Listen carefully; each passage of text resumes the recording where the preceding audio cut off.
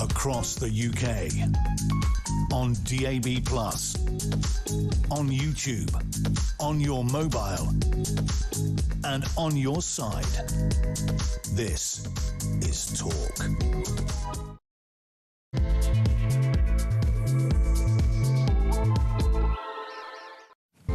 Yeah, good afternoon. Welcome to the home of common sense. Thank you to Duncan. Back tomorrow morning right here on Talk. What do we got this afternoon? Ann Widdecombe's killing now still dominating the headlines, and rightly so. It's now being treated as an act of terrorism, with counter-terrorism police confirming political ideology could be a factor in her death. This is an extraordinary U-turn, of course, that raises fresh and urgent questions over the protection offered to former politicians and public figures in Britain. It's right that we don't leave this one alone. I am intrigued in the wider question that kind of feeds into this, and that is, when did politics become so toxic? What was that point? What is behind it as well? Also this afternoon, Andy Burnham has vowed to stay accountable to his own backbenchers, promising to lead from the front and remain visible and accessible as Prime Minister in his first address to Labour MPs ahead of taking power next week. They always say that, don't they? Yeah, my door's always open. Right. And former Radio 2 presenter Scott Mills was revealed as the BBC's highest earner, despite being sacked in March, taking home up to £750,000 of your money. The corporation's chair has also admitted in a report that a string of broadcasting blunders at Glastonbury and the BAFTAs are damaging trust in the BBC as a public institution. These are big stories and bring into sharp focus the future of the state-funded broadcaster. Details on the way. We'll bring you, of course, everything you need to know, all the breaking news as well. There's always some. And that number, this is voice notes as well as calls, 0344 499 1000, and you can message 87222.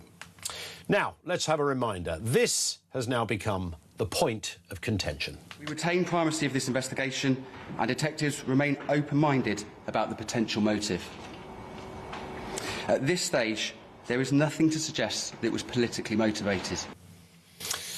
Now, just park that for a second. Let's remind ourselves that for years we've prided ourselves in something rather, I suppose, unusual in British politics. Now, our MPs are not hidden away behind 10-feet walls and armoured convoys.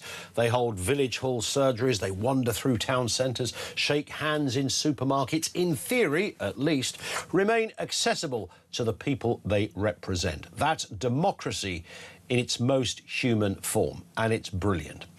But what happens when that openness becomes a vulnerability? Just before 1 o'clock today, Joe Cox, MP for Batley and Spenborough, was attacked in Market Street, Birstall.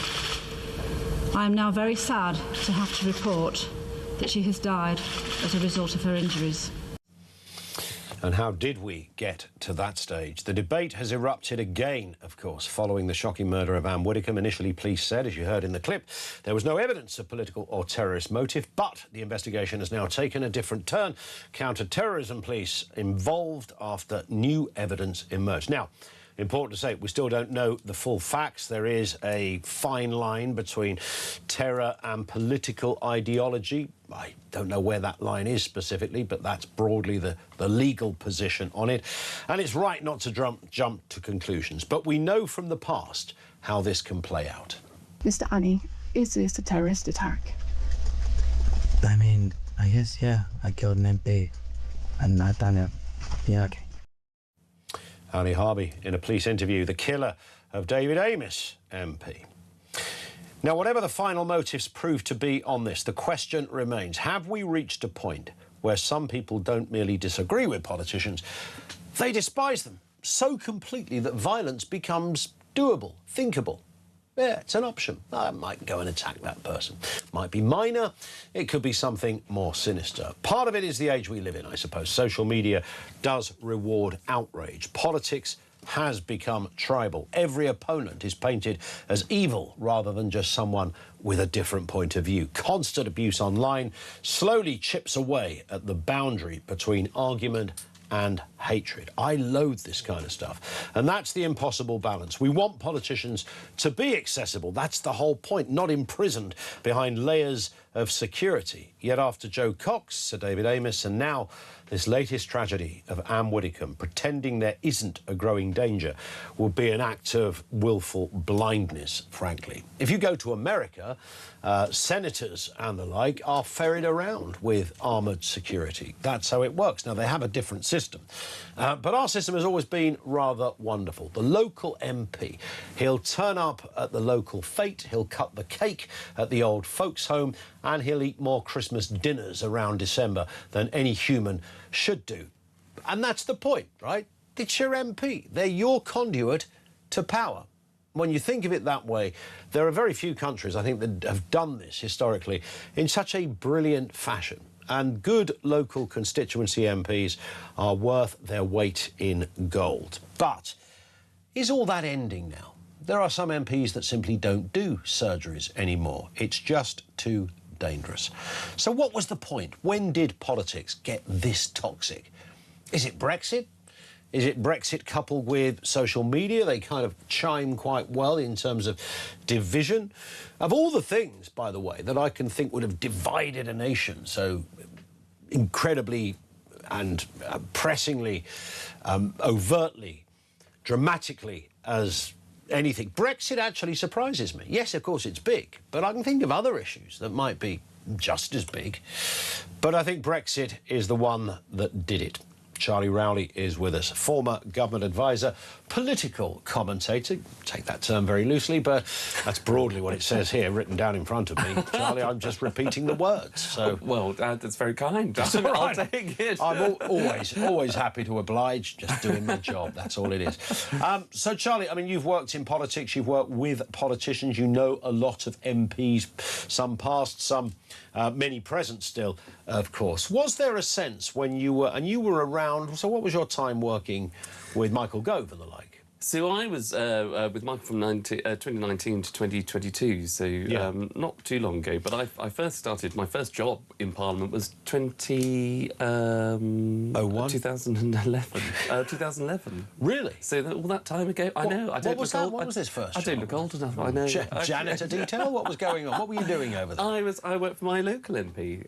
Did you? So in Hertfordshire, but was based in Westminster. Yeah. And so much has changed since then because we were just starting at that point. Sure. I think to get lots of campaign emails. These are auto-generated campaign emails rather than letters and things like that. So but now that but I was never working for an MP when he had social media, for example. Yes. So all of the bile and the hate that you get in the post and that you now get tenfold online, it's become a lot worse for MPs, I think, since when I first started working. It's kind of interesting that this conversation is now very live about the anger and hatred, and of course we don't know the full facts behind the killing of Ann Widdecombe, but we're not stupid simultaneously. Clearly something horrendous happened to make someone, whoever that turns out to be, a person is being questioned still, of course, but to take them to a place where they are so angry. Now,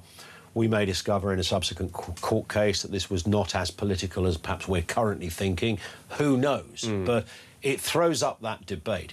What I find interesting is that, bearing in mind everybody is talking about this, the safety of MPs, the safety not just of MPs, anyone in the public eye, for that matter, certainly people who work in opinion-forming media, like this one, for example. I can't tell you, despite this being a live discussion right now, the amount of crap and horror show tweets and posts that come through that I get to see that are aimed sometimes at me, but obviously I'm a nice bloke, so I don't get loads of that. But some of my colleagues, particularly female colleagues, people that I don't know how somebody writes something, looks back at it and goes, I think I'll press send. It's like, no, that's not okay. Why is that okay to say that about somebody? Rather than, politely, I disagree with you, but you should be out of a job, your livelihood should be removed, and they're the kind ones. Yeah. You get into that sort of territory of, people talking about hoping you have a horrible accident and stuff like that. Oh, because you've got a different opinion on Brexit or a different opinion on free school meals. You want somebody dead because of that. Well, this is bizarre, isn't it? Oh, totally. And I think that you've got to be incredibly thick-skinned to be in politics or the media or a public figure and express views and take part in these debates. These are national debates, national conversations, and everybody will have a view. And I do think there is an element of the responsibility of language, of politicians, but of people that take part in these debates. But also, now it seems to be fashionable to try and pit the most extreme views rather than go for actually the more understood views, even though you can disagree within that space. So, we will have, I think now, not on this channel. This is the home of common sense. This is the home of common sense, and does it very well. But there are other people, and I'm noticing more and more other commentators in the who are booked for the most extreme view possible when that isn't even mainstream. We can have a debate. We can have a perfectly sensible debate between a Conservative and a Labour politician or activist. But now we seem to be going for the the very far left and the far right to create content rather than actually solve the problem that we actually are trying to fix. And also, I mean, this is maybe strays into different sort of territory about emerging kinds of media, but I said this a couple of weeks ago, that we now have people who aren't necessarily journalists or commentators. They're just very vocal on social media. To get hundreds of thousands of followers on social media is not that hard if you zone in and major in on sort of one area of life, whether you're left wing or right wing. So you've got the Marina Purkises of this world and people like that and that other woman that wrote something awful about Ann Widdecombe, can't remember her name, but those kind of people. And then on the right, you've got a little bit of that as well. So left and right both kind of doing this stuff. Many people are they're not journalists, they're just people that have done it and then find themselves getting booked on programmes. And I saw something on YouTube recently, and the political panel that was introduced was essentially half of my listeners. And I thought, it's a bit weird. Exactly. What's Bobbin Arbroath doing on the panel? He works in a chippy, which is fine, by the way, but when did he become a senior political commentator? Yeah, you're absolutely right. And you talk about, people that might host a podcast. Yes. Who then, obviously, that becomes their shtick, their livelihood, and therefore they keep having to reach for that extreme lever or keep having to defend something to notch it up or attack someone or attack a particular, without even being able to open their mind to the other side of the argument. And this is why I think, Ann Widdecombe is obviously a huge loss to everybody. But the programme that she was supposed to be on after appearing here only last Wednesday, Channel 5 with Jeremy Vine, he made a brilliant tribute to her. But he was talking to her about one of her favourite guests who was on the panel only the other day, and she said she liked debating with this particular person because he brought facts. He brought a different perspective, but they could still have robust debate. What you see now are just people that don't have facts at all. They have their own warped ideology that... And they're also out as facts. Yeah, they're also and if you're too emotionally engaged in something, there's a reason why courtrooms don't do emotion, because otherwise everybody would go to prison for life for all sorts of minor crimes. You have to divorce sentiment and emotion, and the judge will always say, you've got to leave all that at the door.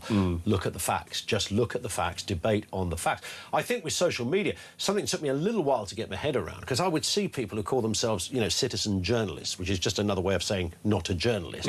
People do that. And I'd see the most outrageous trash on there, or kind of very warped or hyperbolic versions of events. And I'd think, how could this bloke write that? And then it took me a while to realise he knows it's wrong. He knows he's putting something that's a little bit skew-if out there, but that's what will get people in. So you've got adults playing a kind of almost like a computer game, getting your high score all the time. Oh, look, I've not... Once in a while, you'll see somebody... Times people surprise me. They'll say, has anyone else noticed I'm not getting the same engagement on my Twitter feed? Who gives a toss? Seriously, I think the algorithms skew-if. Nobody cares, mate. It's bloody Twitter. Exactly. And that's the most dangerous thing, I think, about the whole thing. The algorithms. So you amp it up. Because, exactly. And when you see one thing, you keep seeing that message time and time again by multiple different people, and then you believe that to be the truth or whatever. And then when you then switch on your telly and maybe see Ann Widdecombe offering a completely different view in equally robust terms, that then creates the emotion that some people might feel. which is obviously, not the place we want our country to be in. My 12-and-a-half-year-old, who's obviously not on social media, but, if he were, that's the age that's meant to get upset about, I didn't get as many reposts as I thought. I believe some of my messages are not getting... Is anybody seeing this message? You get that every now and again. And you think, why would you... You're an adult, mate. What's wrong with you? It doesn't really matter, but it's fed into that, ramping stuff up. Brexit, of course, just to go back to the specific reasons, was obviously huge in this, creating an almost 50-50, 48-52 divide. And that's kind of carried on since. And not that we didn't have a certain amount of toxicity before. There's always been some of that. There's always been extreme politicians, firebrands of the left, big talkers of the right. It's not fully gone, it didn't just get invented in 2016. But 2016 and social media certainly put booster rockets on it for toxicity.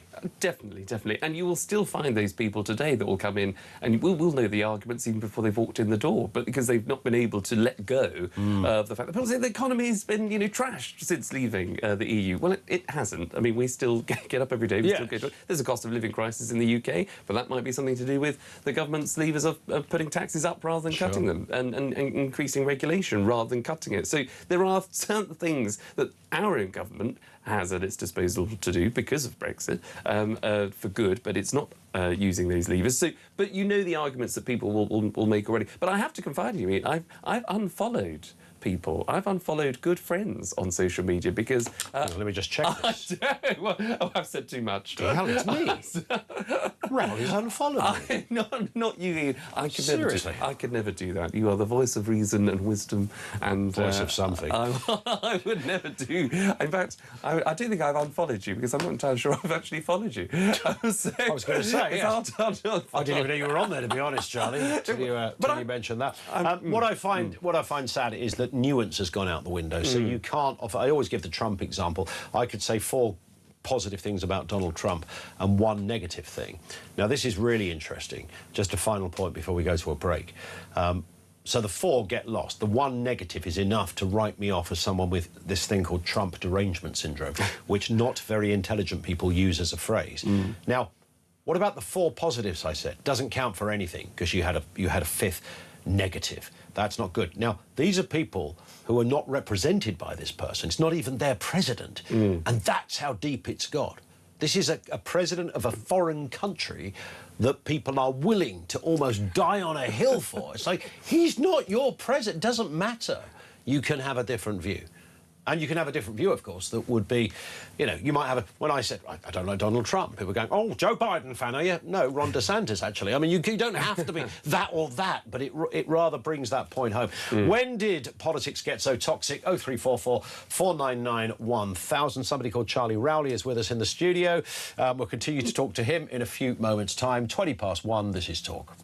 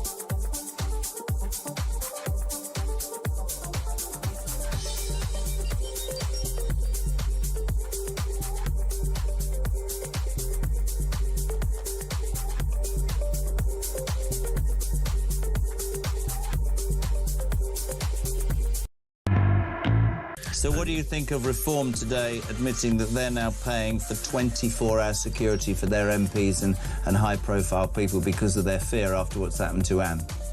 I think it is overblown, and I think you can understand why anyone would be afraid. I certainly had death threats during my time as MP for Overblown? How can it be overblown? Well, because at the moment we think the police are telling us that there's no reason to think there was a political motive behind the killing of Ann Widdecombe. Members of Parliament serve.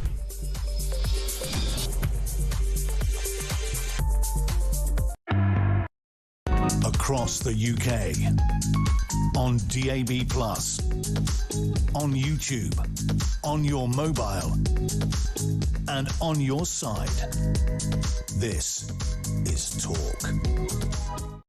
I can't be bothered to look it up, actually, Charlie. I was trying to find one of these. There's a sort of dysfunctional left-wing voice. I can't remember her name. Is it Super something or Supra or whatever? Blonde woman, dysfunctionally left-wing, usually pretty horrific on stories such as the death of a 78-year-old woman, for example.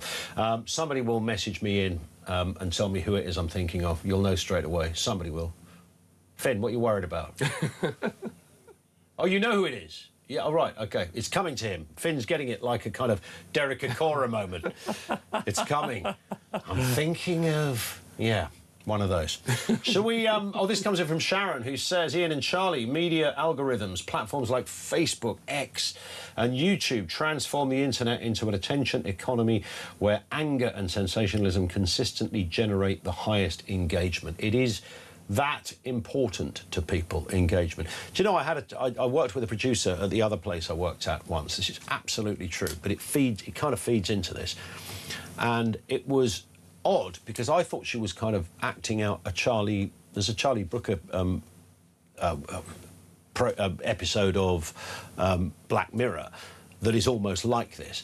And so we'd finished the show. We're walking down the corridor in order to go home.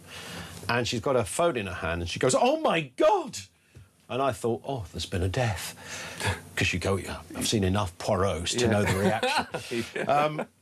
And I said, what? And she went, "Uber have downgraded me by 1 star."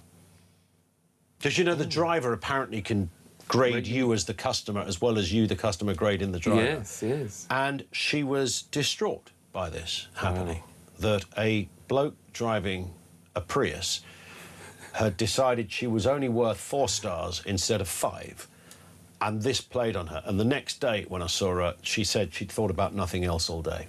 It was the mere idea of being downgraded. Didn't matter whether it was the Uber guy or whether it was on her phone. She'd seen a downgrade. And there is an episode of Black Mirror where something like that, I think it's the girl at the airport who's getting all frustrated about her flight, and then as a result they downgrade her social standing. Right. And she's like, "Don't, whatever you do, do that. No, please don't do that." And this girl reacted in that kind of way. But it all feeds into that kind of the relationship we have with a screen and how we divorce it from reality, and sometimes with lethal or horrendous consequences, i.e. in its best form, the way people talk to each other. Yeah, you're absolutely right. I mean, that ex-colleague of yours, she should probably just, you know, get a driver like me. Yes, she now works for Uber. She's got a great rating. So, yes. But it's addictive, isn't it? And it's that addiction that then feeds addiction, and then, you know, it can lead people to, you know, the doom scrolling, as it's called, you know, late nights, sort of looking at all those. And again, you know, it's harder as well, as you said, to... when you're actually trying to find the facts or find even a balanced view, you're trying to say, right, OK, I've got my idea, I know what I think about this, let's go and just look at the other side. You have to search for that more and more because the algorithms are just basically flooding you with things that what it believes that you actually want to see, which is not actually the case. Absolutely. We'll continue to take calls and comments on that. When did it get so toxic? What the hell happened to take it to these kind of levels? Also this afternoon, 6 days until Andy Burnham becomes Prime Minister. It seems odd saying that out loud. And already the drama is writing itself. He gave his first address to Labour MPs today, vowing to be accountable, while Tony Blair reportedly warned him bluntly that he's not going to be loved. Louise Hay is being tipped as his right-hand woman, and Ed Miliband apparently willing to approve North Sea oil drilling just to land the job of Chancellor. And if you want a taste of the Burnham era to come, brace yourself for this fantastic piece of wisdom. Good growth in every postcode, hope in every heart.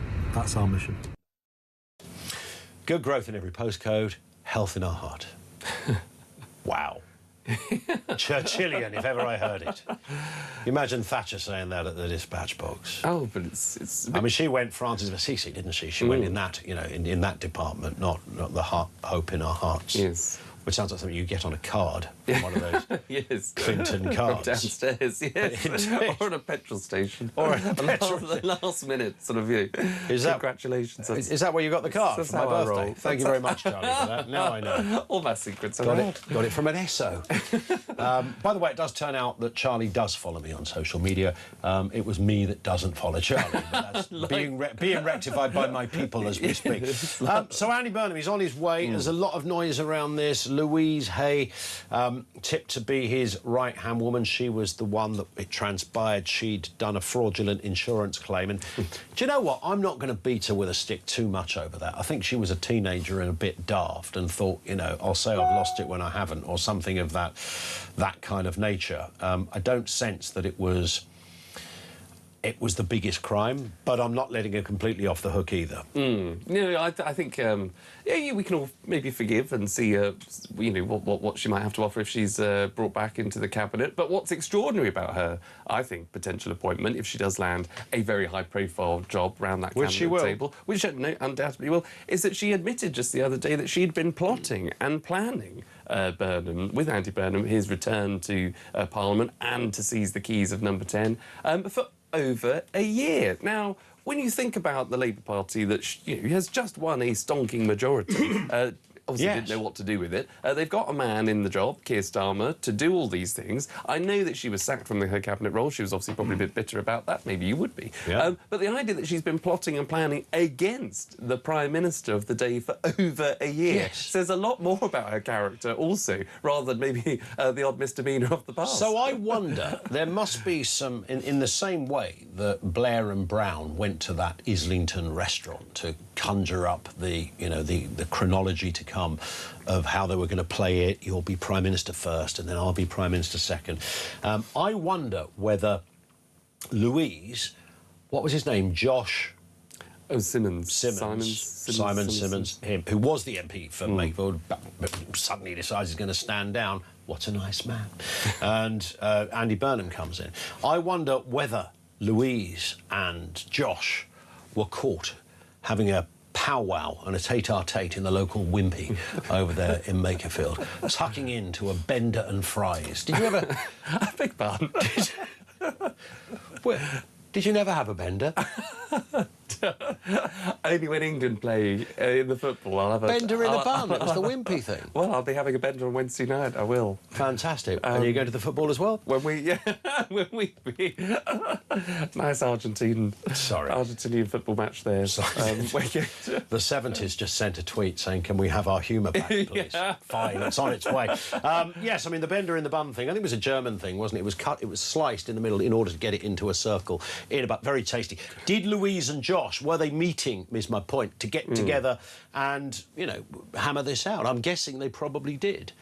Josh, he's going to pitch up, isn't he, in a big job somewhere? Yeah, absolutely, absolutely. I mean, we're hearing all kinds of, rumours of people coming back, whether it's James Pennell, former cabinet minister, as the chief of staff. Josh will be... There's talk of him becoming the head of policy or director of policy in the Number 10 policy unit. Whether Louise, you're right, gets whether she becomes deputy prime minister. He's got to find a job for Lucy Powell as well, another ally there who once claimed that it was all dog whistle politics when on a particular, I think it was Question Time, she sort of called out, I think it was Tim Montgomery, going back to that old dog whistle, talking about those small plates, which actually turned out to be very true, and she had to apologise for. So this is the kind of company that Burnham keeps. Well, what world would he say, I know what I'll do, I'll take Ed Miliband, who at very best is a sort of average politician with no great backstory of skill or success. In fact, there's quite a lot of failure there. He stood for stood to be Prime Minister, of course, as leader of the party. So at best he's that, and at worst he's kind of just a bit of a joke figure. At what point would you go, let's make him the Chancellor? Yeah, I mean that's just bizarre. And it won't settle them up. I mean, Tony Blair's right, I don't think Andy Burnham will be loved. He might get a little bit of a bounce in the polls. I think everybody does when they're the new kid in the job. But that will soon go when the markets tumble because of Ed Miliband being, I think, appointed Chancellor. And I think he will be. I think, you know, Burnham and Ed Miliband, they've known each other for some time. They've worked together many years, and, you know, they were rivals when they both ran for the leadership, or one the first or second time. But I think it would be I think it would be difficult for Burnham if he didn't appoint Ed Miliband, to be perfectly honest with you, because you can't really put him anywhere else or keep him in that job. So he's either going to be a blocker to new growth and energy renewal by being the Energy Secretary, or he's got to become Chancellor to unlock that chest in order to see growth in the economy and hopefully generate a bit more. But the markets won't have it, I don't think. They won't, and people will not be kind on social media, to go back to that, to Ed Miliband. We should always be kind. Be kind. Be kind. If you haven't got a good word to say, don't say anything at all, as my old Nan would have said. Thank you to Charlie Rowley. We've got two better guests than you coming on in a moment. Looking forward to that. We will speak very soon, Charlie. It is Talk, just gone 1:30. Back after this.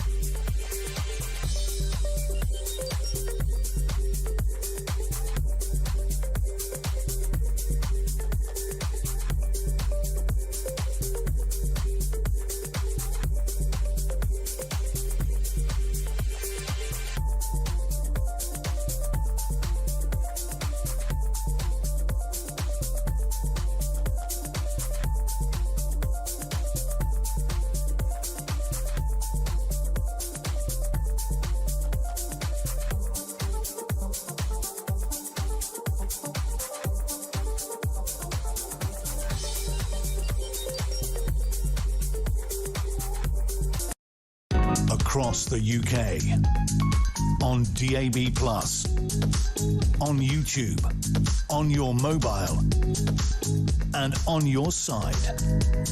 This is Talk. It is Talk. Stuart says, afternoon, guys. To me, any normal British person who still loves his country and his ancestors knows just how biased and indeed just how useless our woke police are now. And we all know the patriotic people like Ann Widdecombe are not the sort of people they could care less about, never mind worrying about finding out the truth of what happened. I mean, it would be... I understand Stuart's anger on that, and we've had examples of things, but the idea that the police would not be seriously trying to find out what has happened in a case of the death of anyone, frankly, let alone a 78-year-old woman living on her own, would not be true. I mean, they would be... The amount of officers that were sent there, counter-terrorism police, came in... I think they came in before, didn't they? They were in before it was officially handed over to them. And that's often about personnel, as we established yesterday. But, you know, the police get a bad rap. I went to the Police Bravery Awards just last week, and if you want to see the old Bill in serious, life-threatening action in all manner of scenarios that are both inspiring, often disturbing, very often incredibly sad, then just take a look at some of the cases of police bravery in this country. They are, I say it every time, they're in another league in that sense. But I also know that the kind of bad apple contingent can contaminate a whole bucket, if you like. I hear it. 0344 499 1000. So, Ann Widdecombe's killing, as we've now well established, is being treated as an act of terrorism. Counter-terror police confirming political ideology could be a factor in her death. An extraordinary U-turn, of course, on what we first heard, which was... and a few of you got in touch to say, look, you know, the police did say at this stage of the inquiry, there's nothing to say this is political, and that might have been true at that time. Fine. But now it's not. I don't know why, looking back, I don't know why the police had to say that. It would have been better to have said nothing at all. Let's speak with Will Geddes firstly. Security expert, regular on Talk. Will, good afternoon to you. Hi, Ian. Nice to see you, sir. And you too. It was a bit odd when you think about it that the police didn't need to mention that bit. They could have said, look, at the moment we can't establish motive. But it appeared that they were almost desperate to not create a kind of division and a hostile environment where people on social media started to run away with all sorts of theories. But in doing so, they've maybe created the very problem they set out to not do, if that makes sense. Yeah, no, pretty much, Ian. I think it makes perfect sense. I think the problem is, and we keep seeing this time and time again, and I'm really pleased that you highlighted the fact that most police officers are just out there treading their beats, trying to respond to crimes in communities, trying to provide support to victims, you know, and trying to apprehend nasty people out there. Sadly, it's more within the management and the higher echelons that they seem to keep tripping up by not actually giving the general public the sort of information that we need to have, which will quell and stop and curb this horrendous sort of speculation whirlwind, which generally will sort of further up in the wake of these kinds of incidents.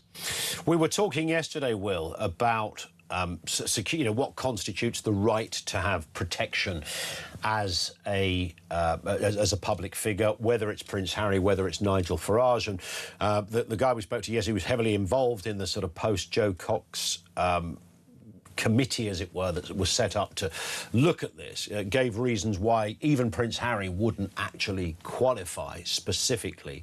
There might be occasions when you could put some armed protection around him, but generally speaking, it wouldn't be the case. But we're now reaching a situation, I said right at the beginning in the sort of open monologue, that, you know, we live in a world in this country, not entirely exclusively, but still quite rare compared to some countries, where our MPs show up in village halls, they wander through town centres, they shake hands in supermarkets, they go to the old folks' home, they go to the local school, etc.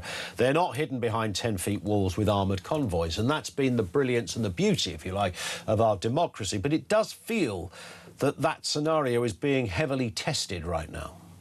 It is being tested, and it has been tested for a while, Ian.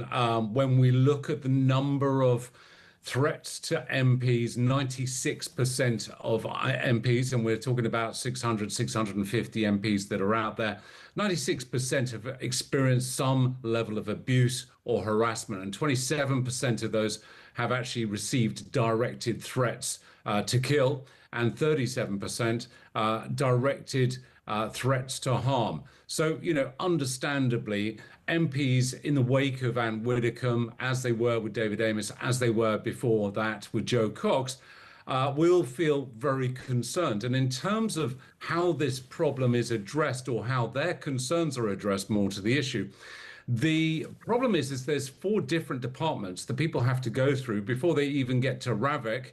And RAVEC obviously being a pretty well-known name now as the threat assessors for Prince Harry quite recently, and obviously drawing their own assessment have denied Prince Harry royalty protection to be reinstalled. You know, there is some very basic level security that's provided to MPs, which, to be honest, Ian, most of us would generally have anyway, and that's alarms, CCTV. They only have the add-on potentially if there is a very probable threat, and again, all of this is intelligence-led, of having a panic button. Indeed, and again, you know, we don't want to be like America. I mean, look, not every senator or congressman has armed protection there, but a lot of them do. I know it's a different ball game in terms of, you know, hiring armed assistants and the like, and that's very different. But the accessibility to our political representatives, I mean, the whole thing comes crumbling down, doesn't it, in a way? If you haven't got accessibility to the people that represent you, then what's the point in having people represent you if you can't meet them? Yeah, no, absolutely. They need to be able to carry out their surgeries without fear and intimidation and abuse.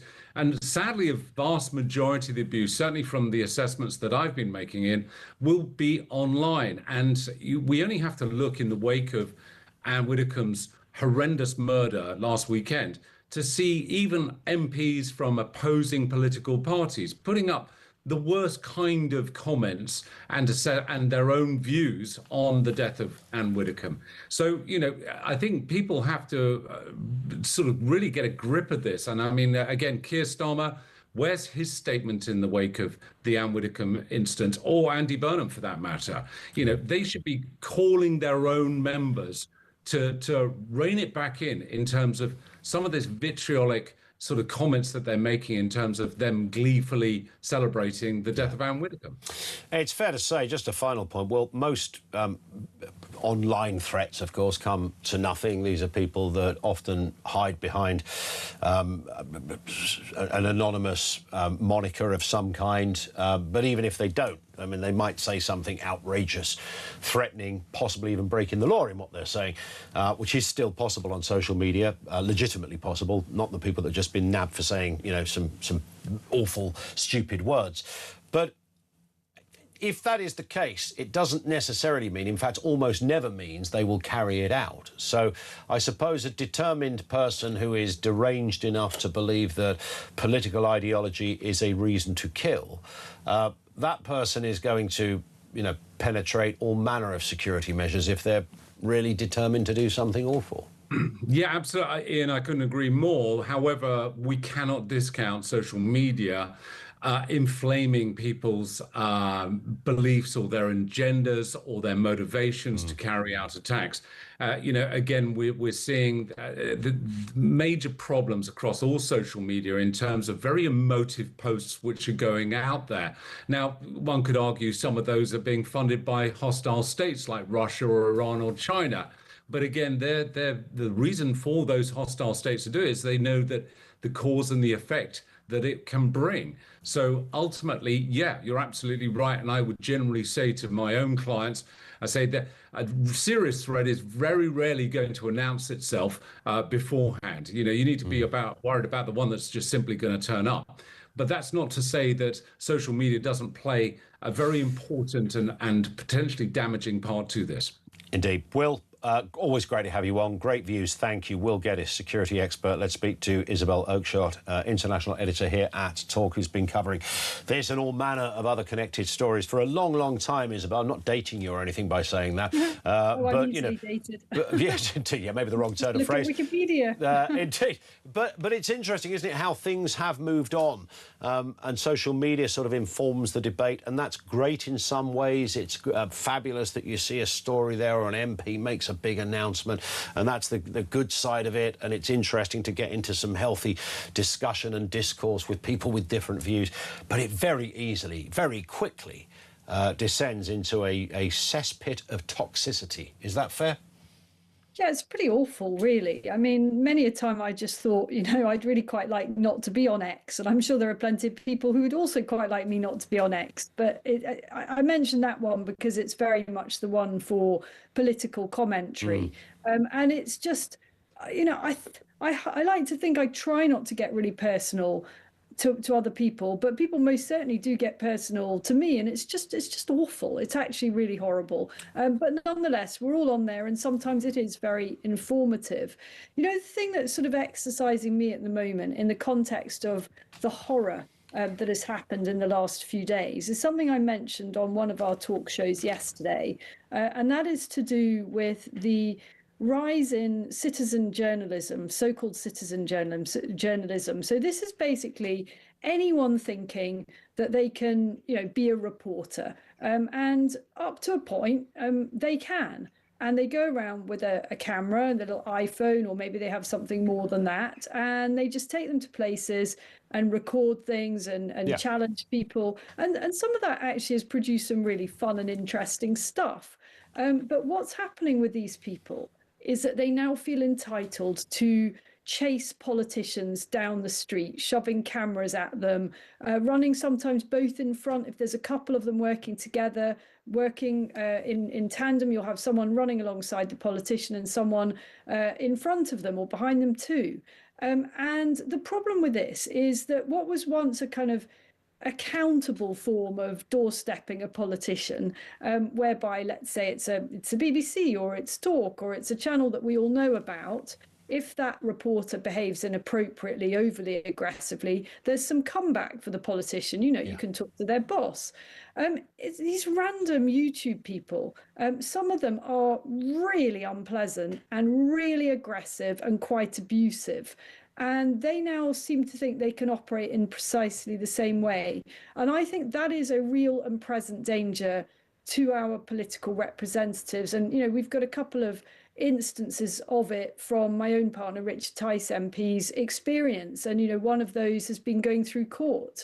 So, you know, this is serious stuff. And I think that we are in a very new media environment here. And we're going to have, I don't want more laws on this. I just want there to be some kind of agreed operating protocols for everybody. It is, yes, it is frustrating. And in a way, you can't put that sort of, now it's kind of out there. You know, I totally agree with everything you just said there. I'm all for the fact that once in a while, somebody with their camera phone will capture something incredible, or they'll get a moment, or they'll politely speak to a parliamentarian or somebody in office, and they will have, you know, they will achieve the bullseye. It's sort of one of those random things, like a Sunday morning footballer who once in a while will score a goal as good as Pele. They just won't do it very often or ever again.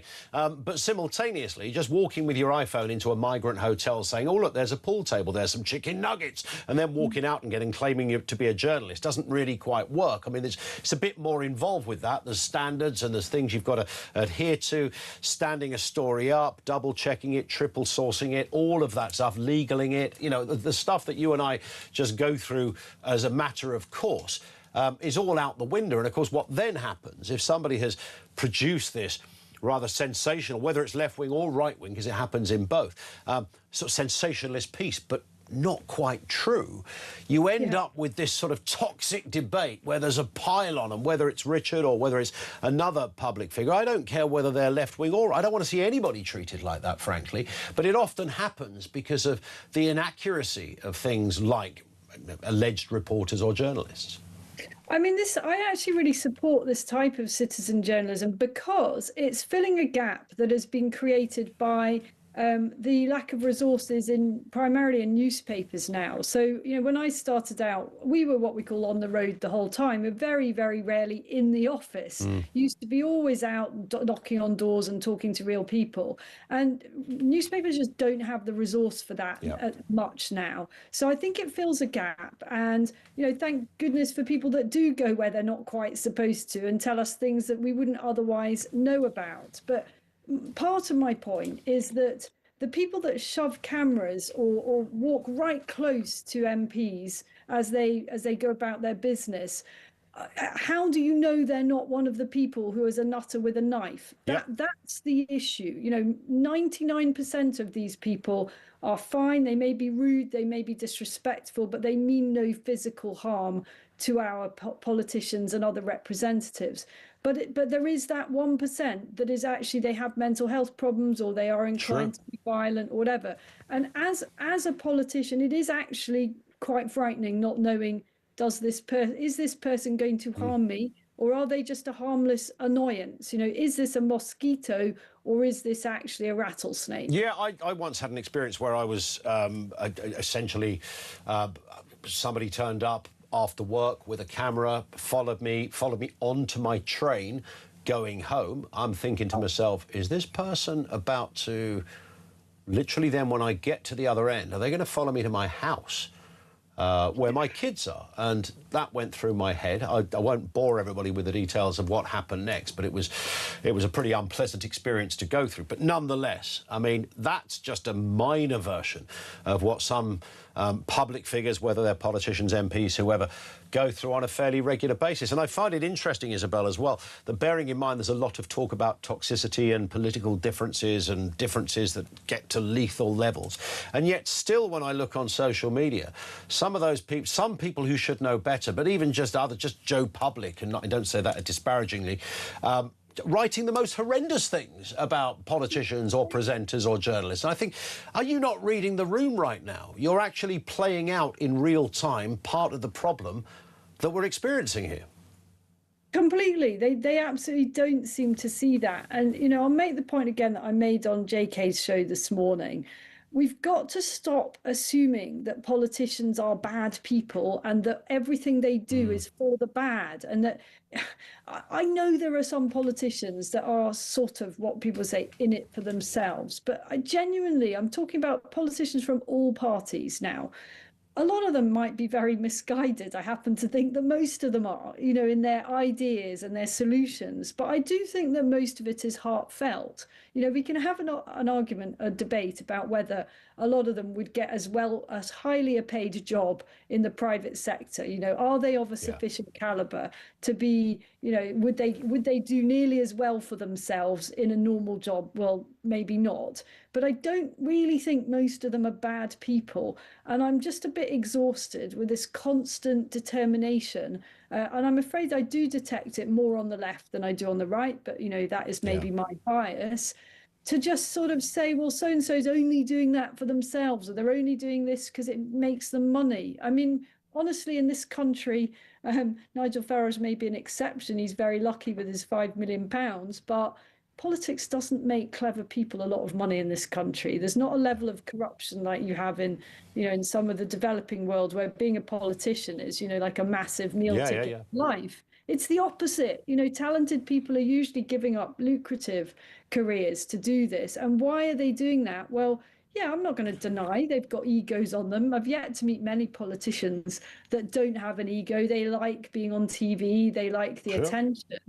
But they're also trying to give something back. And working very hard, and God knows how many hours. I know there's the odd lazy character that might just sort of sit in their constituency, do nothing all week, but generally speaking, it's a thankless task in terms of the hours in your schedule. Listen, Isabel, I have to stop there, but brilliant as always. Thank you, Isabel Oakeshott, international editor here at Talk.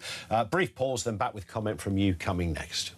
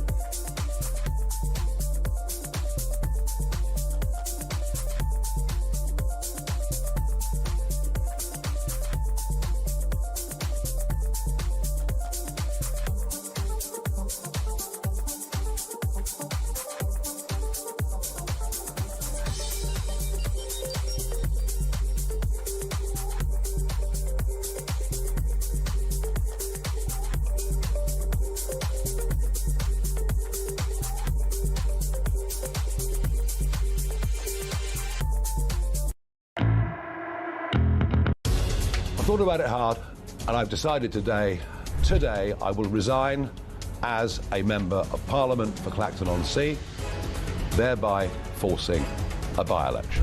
Count Binface apparently is now 5-1. Brilliant. So look, I mean, if I were being flippant, I'd say Count Binface's campaign is now well and truly up and running, and Reform are struggling to put a lid on it. Let me be absolutely clear. I have done nothing wrong. I have not broken the law. Across the UK, on DAB+, on YouTube, on your mobile, and on your side. This is Talk. We are talking toxicity in politics. When did it get so bad? Darren is in Surrey. How you doing, Darren? Afternoon. Yeah, hi, good afternoon.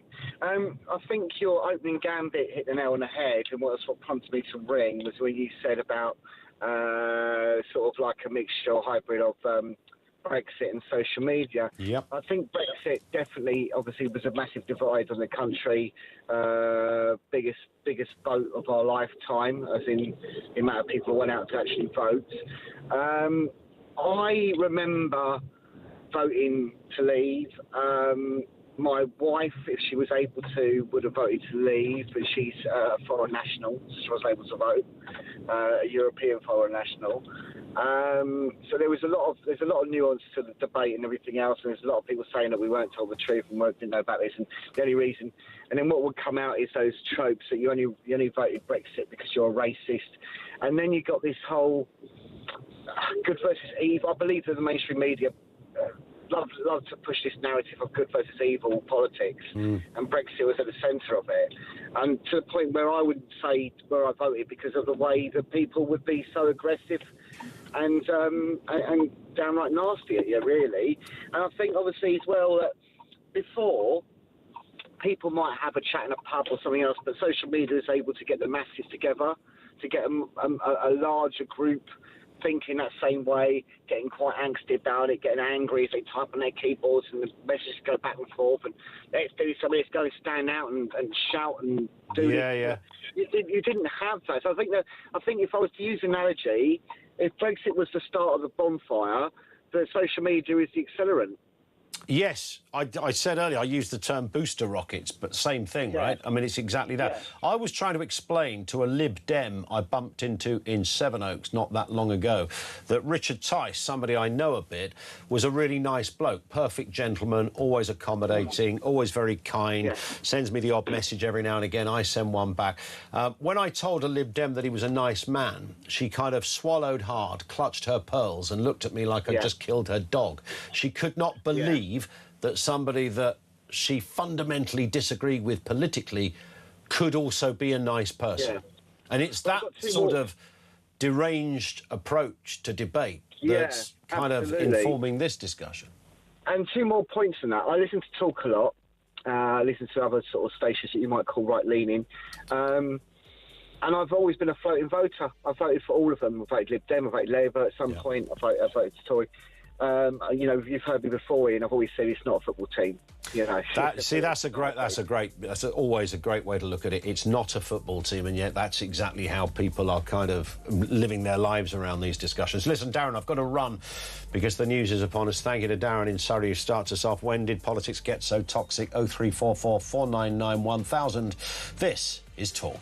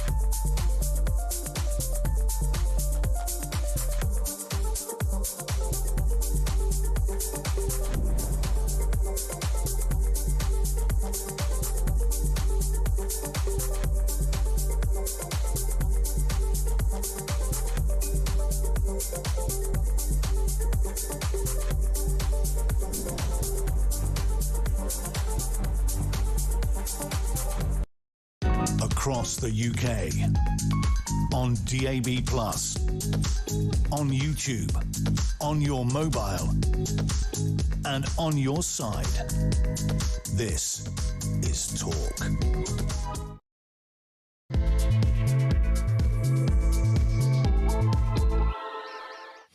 So, good afternoon, by the way. Welcome to Home of Common Sense. We continue on that question about when did politics get so toxic. Of course, we know that Ann Widdecombe's killing is now being treated as an act of terrorism, potentially. Counter-terror police confirming political ideology could be a factor in her death. That's an extraordinary U-turn, of course, on what was said just a couple of days ago by Devon and Cornwall police. Your thoughts on this, but how did we get to this stage where everything is so divided, it's so toxic, it's so loaded? There's no such thing as polite disagreement. There are no opponents, only enemies, mortal enemies. Also, Andy Burnham has vowed to stay accountable to his own backbenchers, promising to lead from the front and remain visible and accessible as Prime Minister. I think I've heard them all say that in the opening gambits of taking office. This was his first address this morning to Labour MPs ahead of taking power on Monday. So the day after we win the World Cup, he becomes the Prime Minister. If we don't win the World Cup, I refuse to acknowledge him as Prime Minister. And former Radio 2 presenter Scott Mills was revealed to be the BBC's highest earner. He was sacked, of course, in March, but took home £750,000. The corporation's chair also admitted in a report that a string of broadcast blunders, they're thinking Glastonbury and the BAFTAs, are damaging trust in the BBC as a public institution. Thoughts on that as well. Everything you need to know. We'll bring you all the breaking news right here on Talk. 0344 499 1000. David Wooding, Sun columnist, a political journalist, is with us in the studio. Dave, good afternoon to you. Afternoon, Ian. So it is less than a week away. We get a new Prime Minister. It's a bit of a weird thought, that, isn't it? Particularly one that wasn't even a member of Parliament half an hour ago. Yeah, and we don't really know what the new Prime Minister is, who we're going to get. We know it's a bloke called Andy Burnham. Yeah. Have you not seen it? It's all over the news, Dave. We know the name, we know the packaging, we know the smile, the eyelashes, the glasses. All of that, the T-shirt. Yeah, we know all that, but what we don't know is what's going on in his head and what's going to happen in his character. We don't know what we're buying into here. Everyone said they like Andy Burnham. He's a likeable chap, but we don't actually know what his thinking is. And it's kind of bizarre. I mean, there's all these sort of rumours around.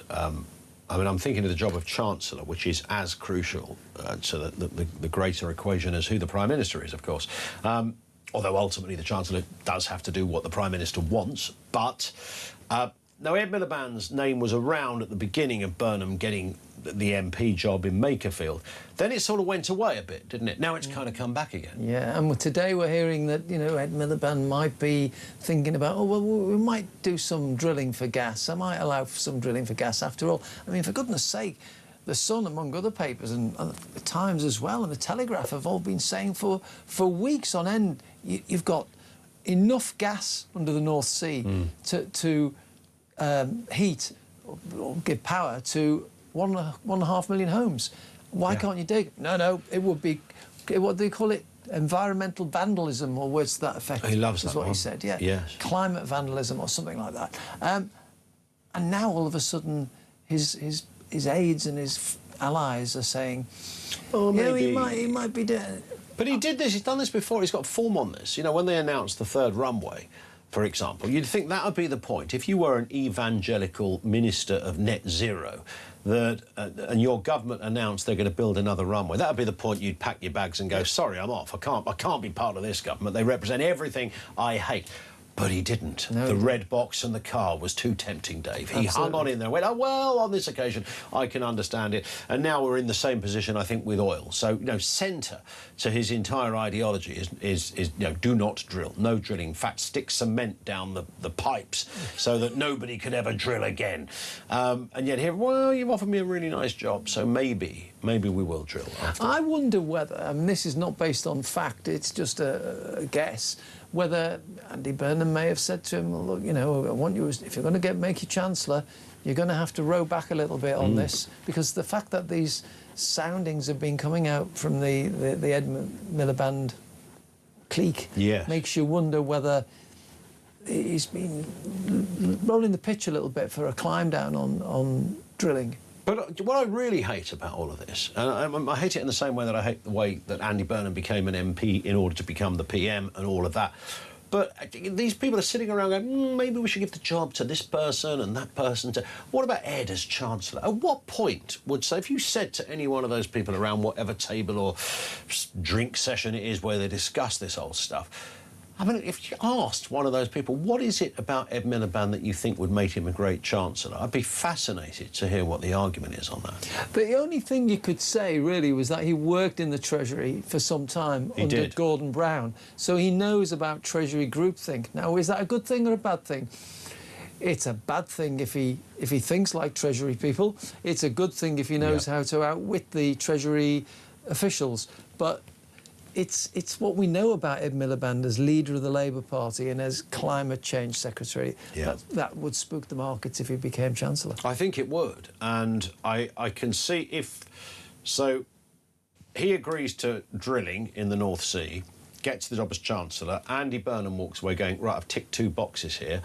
I've ticked the right-wing box, because we're now drilling, and I've ticked the left-wing box because the left of Labour seem to like Ed Miliband.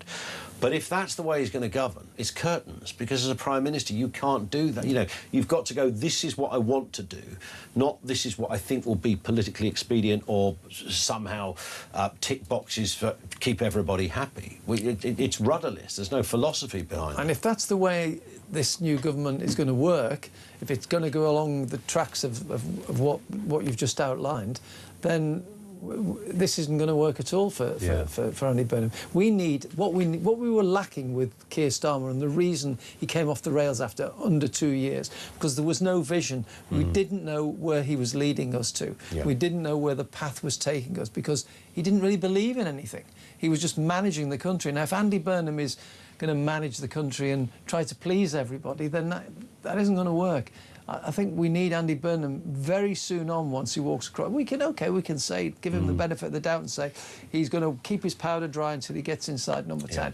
When he gets inside number 10, he needs to tell us what he stands for and where he wants to take us. And then we can decide whether we like it or not. And then we'll know why he's making difficult decisions, if he's got the nerve to make those political decisions. But if he's just going to tinker around like this, then, you know, it's not going to work. I suppose for the fence-sitters, you know, Burnham will be... you know, PMQs, for example. I know not everybody watches PMQs, and I'm pretty sure factually most people don't watch PMQs. But, you know, when people do either catch a glimpse of it or they see a clip on social media, Burnham is likely to be much better than Keir Starmer. And I know that's not a particularly high bar, but, you know, he doesn't struggle to impart and he doesn't struggle to sound like a fairly ordinary bloke. So he'll be better at that, which begs the question about Kemi Badenoch kind of upping her game, because her star has kind of risen in the last 6 months or so. She's got to keep that up. And I would add to that, Dave, and I'd love your view on this, we need to become a little bit more familiar with other members of the Conservative front bench. That's the big problem for Kemi Badenoch. At the moment, there's a feeling that the Reform Party has sort of peaked a little bit and they're slightly in a bit of decline. Nigel Farage has had a bit of a bad spell. He lost the Makerfield by-election. He looks a little bit tired and worn out. He's been angry a few times, and people are starting to question whether they can stay the course through 3 years to the next election, and indeed whether they can win it. That's coincided with Kemi Badenoch having a stonking good rise in popularity and in her performance. But what she needs to do on top of that is to cleanse the Conservative Party of the toxic image it has. But also she needs some people, which you've just explained, needs some people in her party who can carry some of the workload, who can make an impact, who can come up with some policy ideas and show that she has a team around her who are fit to govern. At the moment, you've got a good leader there who's looking the real thing. And I struggle, despite doing this for a living, when I think of who runs the portfolios in the shadow cabinet, I sometimes struggle. I can't off the top of my head think of who the shadow transport secretary is, for example, things like that. And we should know some of those names. Mel Stride's name looms large, and that's great, and a good operator, but, you know, we need more of that. We can go, right, there's a big team, and they're all big hitters. I don't know how the Tories achieve that. No, it's just massive decline. I'm James Cleverly, but again, he was part of the old guard a little bit, so you need some new, fresh blood coming in. But can't they argue, though? Can't they say, OK, well, it was part of the old guard, but I mean, Suella Braverman and Robert Jenrick are in that same position. They've gone to reform. Their argument is, yeah, we were part of the old Tories, but we didn't really agree with what was happening, so we're sort of immune from criticism because, I mean, Jenrick, in fairness, you know, left his job and when he was immigration minister, he left. Suella Braverman wrote a very damning letter to Rishi Sunak literally saying, I wanted to get these policies through and I couldn't get them through. So they will be able to lean on that. Would James Cleverly be able, he was Home Secretary, he was Foreign Secretary under the last Tory administration, would he be able to lean on a similar defence? No, it wasn't me, it was the other lot. It's very difficult. But there's one or two coming to the fore. I mean, Laura Trott doing education has landed a few blows on Bridget Phillipson. But again, she needs to make that next step up to become publicly visible and identifiable as part of the Conservative brand. And that's the big challenge for Kemi Badenoch moving forward. We now see that she is the real deal as a leader. She now needs to show that she's got a team which can walk into governments. Do you remember when Tony Blair came into power? I mean, that even before they became ministers, we all knew Robin Cook, John Prescott, David Plunkett, Jack Straw. These were all powerful names. They'd been in opposition for a long time and built up their image, their public image. But they walked in and you felt as though you had a ready-made cabinet there to take on the running of the country. And they did, in fact. It was kind of strange because that's sort of, you know, in that era when I got really interested in politics and the stuff. And do you remember, I've mentioned this before, do you remember Channel 4 used to have a political show about 6 o'clock on a Saturday evening called was it called The Week? Or something. Vincent Hanna. Yeah, Vincent Hanna, yes. I remember Vincent Hanna. Yeah. And who was the other guy? Vincent Hanna. Oh, it was Andrew Rawnsley. Not Andrew Rawnsley. Andrew Neil? No, not Andrew Neil. Anyway, they did politics in a kind of slightly more... It was Andrew Rawnsley. Yeah. Was it? The Observer columnist? Yes, Observer columnist, yeah. They did it in a way that made things a bit more accessible. It wasn't quite "Have I Got News for You?" It wasn't satirical, but I just remember thinking this. And there was always Jack Straw always looked quite cool on there. I don't know why. Looking back at Prescott was always kind of this quite, you know, bruiser that you thought he's going to be fun, this guy, and he didn't disappoint. Didn't disappoint at all. But we don't know those characters in the current Conservative administration in the same kind of way as we knew those guys. That's the problem. It's a little bit lacking in characters, and until she can. I think that's a task for her over the summer to try and pinpoint who these people are and tell them that they need to step up to the plate. In terms of, just to go back to Andy Burnham then, because we're hearing a lot on immigration, and one of the stories is that he's likely to he's backed Shabana Mahmood's new asylum crackdown, but tougher migrant settlement rules look to be softened under his premiership. Now, I'm intrigued by this because, you know, are we intrinsically a left-wing country or a right-wing country? And I remember a little while ago we spoke to Rafe Heidel Manku, the historian and writer who talks about this stuff, and he said, you know, there are more people who will vote left than vote right. It doesn't mean they are left-wing. Some people do it because they think it makes them a nicer person. Is that Andy Burnham's calculation that ultimately, when it comes to the ballot box, when it comes to a general election, there are more people that are likely to vote for me than Nigel Farage? I've just got to get them. And that includes the Green voters. Yeah, there's probably some truth in that. And I think he's trying to triangulate a little bit. He's trying to say, well, I'm tough on migration if you're a Reform or a Tory voter. Come on, over here. In fact, if you're a Labour voter, because don't forget, this is a common misnomer. People who voted Labour all their lives, you get a lot of those up in Manchester and the north of England. I voted Labour all my life. My mum and dad voted Labour. I'm all over it. I couldn't vote any other way. What do you think about migration? Oh, it's too much. There's too much of it. What do you think about crime? We should lock them all up in jail and throw away the key. What do you think about benefits? Oh, these scroungers, they shouldn't be. They Would you pay for private healthcare? Yes. Yeah, they have an intrinsically right-wing view, but they will still vote left. Labour. Yeah, it's a traditional thing. Well, if you look at the kind of, you know, the typical Labour working men's clubs, particularly in the north, for example, that audience, that collective would have had very strong views on immigration. Yes, very strong views. Absolutely. But they would be seen as, you know, proud lefties and Labour voters. It wasn't even really, I suppose, back there wasn't really a political point. It was just a fact, wasn't it? That, you know, you've got to have a sensible immigration policy. And this is where Tony Blair was a genius, because he tackled these issues. Tough on crime, tough on the causes of crime. That showed that he was going to lock these people up and throw away the key. But on the other hand, he was also going to look at deprivation, poor education, and the issues that were seen as the causes of crime.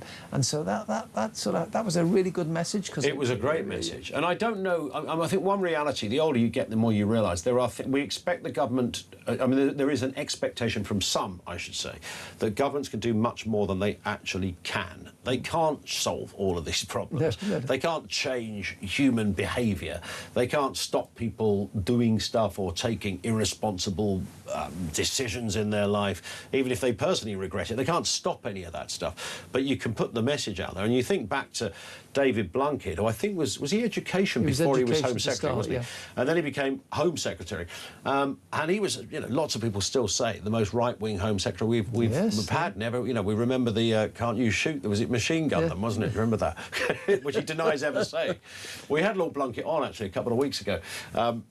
But yeah, when there was a riot in a prison, he was said to have said to a governor, well, can't you machine gun them? No, he probably said it tongue-in-cheek, but they did lock a lot of people up. Michael Howard, who was the last Tory Home Secretary, of course, he started that, locking more people up. Prison Works was his famous. Prison Works, yeah. And now we lock fewer people up. In fact, we let them out before they've served their sentence. Absolutely. What's that all about? That's all to do, of course, with failure to build prisons.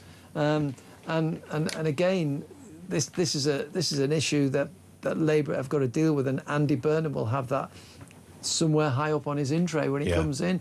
This Pakistan paedophile was all the reason he's getting out is because there's nowhere to keep. They've got to let these prisoners out. And that, you know, the act which allows him to get it, not to be deported, is a different issue. But the fact he's out of prison is because of the overcrowding. Indeed. Dave, we hit the clock. Great to see you. Always great to be here. David Wooding with us, Sun columnist, political journalist with us on the programme. Over to you, 0344 499 1000. On any of those subjects, particularly Burnham and what he's likely to do, where do you sense his radar, his antenna, his compass is pointing? And the question we began with, when did politics get so toxic? There's a lot of talk, for obvious reasons, about that at the moment. What was the point that it went from polite disagreement to all-out war? Our lines are open, 2:20. This is Talk.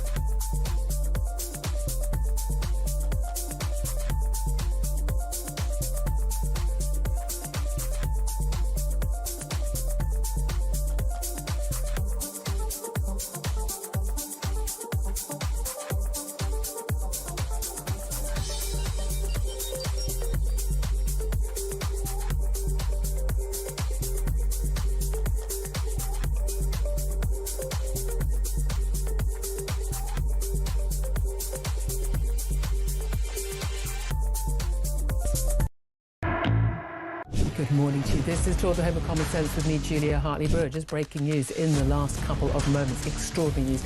Not just that the police have arrived at the Sandringham estate where Prince Andrew, as was now Andrew Mountbatten Windsor, is currently living since being thrown out of the Windsor estate. The police have arrested Andrew Mountbatten, Windsor. It's an extraordinary revelation. And certainly what's been contained in the Epstein files was released in the last few weeks. It's his 66th birthday today. What a birthday present that is. Across the UK, on DAB+, on YouTube, on your mobile, and on your side. This is Talk. This is Talk, 22 minutes after 2 o'clock. We were talking about the kind of emergence of citizen journalism and whether that is... Well, we weren't really debating this as an overarching point, force for good, force for bad, because, of course, naturally, because everybody has a camera now, so often you will get if you like, a professional journalist can't expect it to be on the ground for a story that hasn't yet happened. So if something happens in your neck of the woods and you're stood at a bus stop and you see somebody start streaking down the high street, going nuts with a bazooka gun or something, then naturally, you might capture that. That wouldn't make you a journalist, but thank God we can see that stuff. Then latterly, of course, professional journalists will chip in on the story if it's big enough. So you can't condemn somebody for being intrigued in collating news on their patch. There's nothing wrong with that. It does depend on the kind of journalism you want, the authenticity of it. And it's interesting because Michelle says, and Isabel Oakeshott sort of started the ball rolling, saying she didn't... Some of it she liked, some of it she didn't. And that's broadly where I'm at on that kind of thing. I've got to... Naturally, anyone in any profession, if I suddenly said to you, if you were a carpenter, oh, I'm also a carpenter, because, I cut a shelf out for my mate with my new Black & Decker. I think you probably go, well, you're not really a carpenter. Well, have you seen the shelf? It's all right, isn't it? It's pretty good. Painted it up, nice colour. It's on the wall. What's not to like about it? I'm a carpenter. No, you're not really a carpenter. It's in that ballpark. So, yeah, I am fiercely protective of my own industry, and I don't think in a deluded sense, because I know there's areas of my industry that hasn't always covered itself in glory. Anyway, Michelle says, I have to respectfully disagree. I love watching the auditors. Depends what they're doing, the auditors. Standing outside a barrier of a factory just filming folk and being really annoying is not either journalism, and I've no idea why you'd be called an auditor, frankly. That's just bizarre. And then, of course, somebody comes out and goes, could you move along, please, sir? And then they go, I think you'll find I'm actually on a public highway. Yeah, but if you'd like to move along, well, you can't move me along. Well, stand over there. Well, I don't have to stand over there because I'm on a public... this kind of thing plays out. I know they're not all like that. Anyway, Michelle says... if there weren't people on the streets, I love watching auditors, see what's actually happening out there, what people on the streets have to deal with. Otherwise, no one would know. I'm an avid watcher of Talk, and I have been for a few years now, but you don't really cover what is happening around the country, the crimes we're experiencing. It's a disconnect. I don't care about the royals. I would rather know what Bob is experiencing, I think she's referring to young Bob, in a random town in the UK. Mainstream media can spin anything, but a camera in real time doesn't lie. What it can...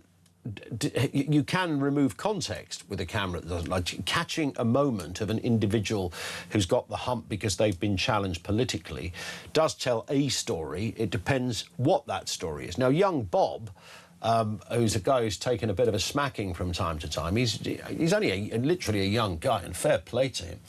Now, I watch that in the same way that I watch clips of American school mums getting pulled over while pissed behind the wheel, and I just find it rather funny. It's like, have you got a licence? No, I haven't got a licence. I don't need a licence. You do need a licence. No, it's that. That, to me, is amusing. I watch young Bob in the same way I used to watch Dennis Pennis. Do you remember him? Dennis Pennis was hilarious. A great character. So, yes, I get it. I get what Michelle is saying. I don't think, the sitting down doing the, yeah, all right, I used the P word. Not that P word, obviously. The other one, the intoxication one. It was relevant to... It was relevant to... It was relevant to the moment. But yet, when you see, like, the debate thing, Charlie Kirk could do the debate thing because he had a brain the size of a, I don't know. People will always gravitate to their own. I think it is important to decide what one individually likes watching and floats their boat, as distinct from what is full-on journalism, because they are two different things. And there is, by the way, I've always said this, there's room for both. Let's go to Tristan, who's over there in Bedford. Tristan, what have you got for us? Good afternoon to you. Good afternoon, Ian. I was right about Ed Miliband becoming Chancellor then. Well, we don't know. Well, I say you were right. I mean, to be fair, half the country and half the media thought you were right as well. Oh, OK. But we don't know. We've got 6 days, Tristan. What do you think? Well, I think it's a done deal. Well, it's funny, isn't it? If he's been given a sweetener as well to completely... What sort of politician would completely change their views on the most fundamental thing they stand for in order to get a better job?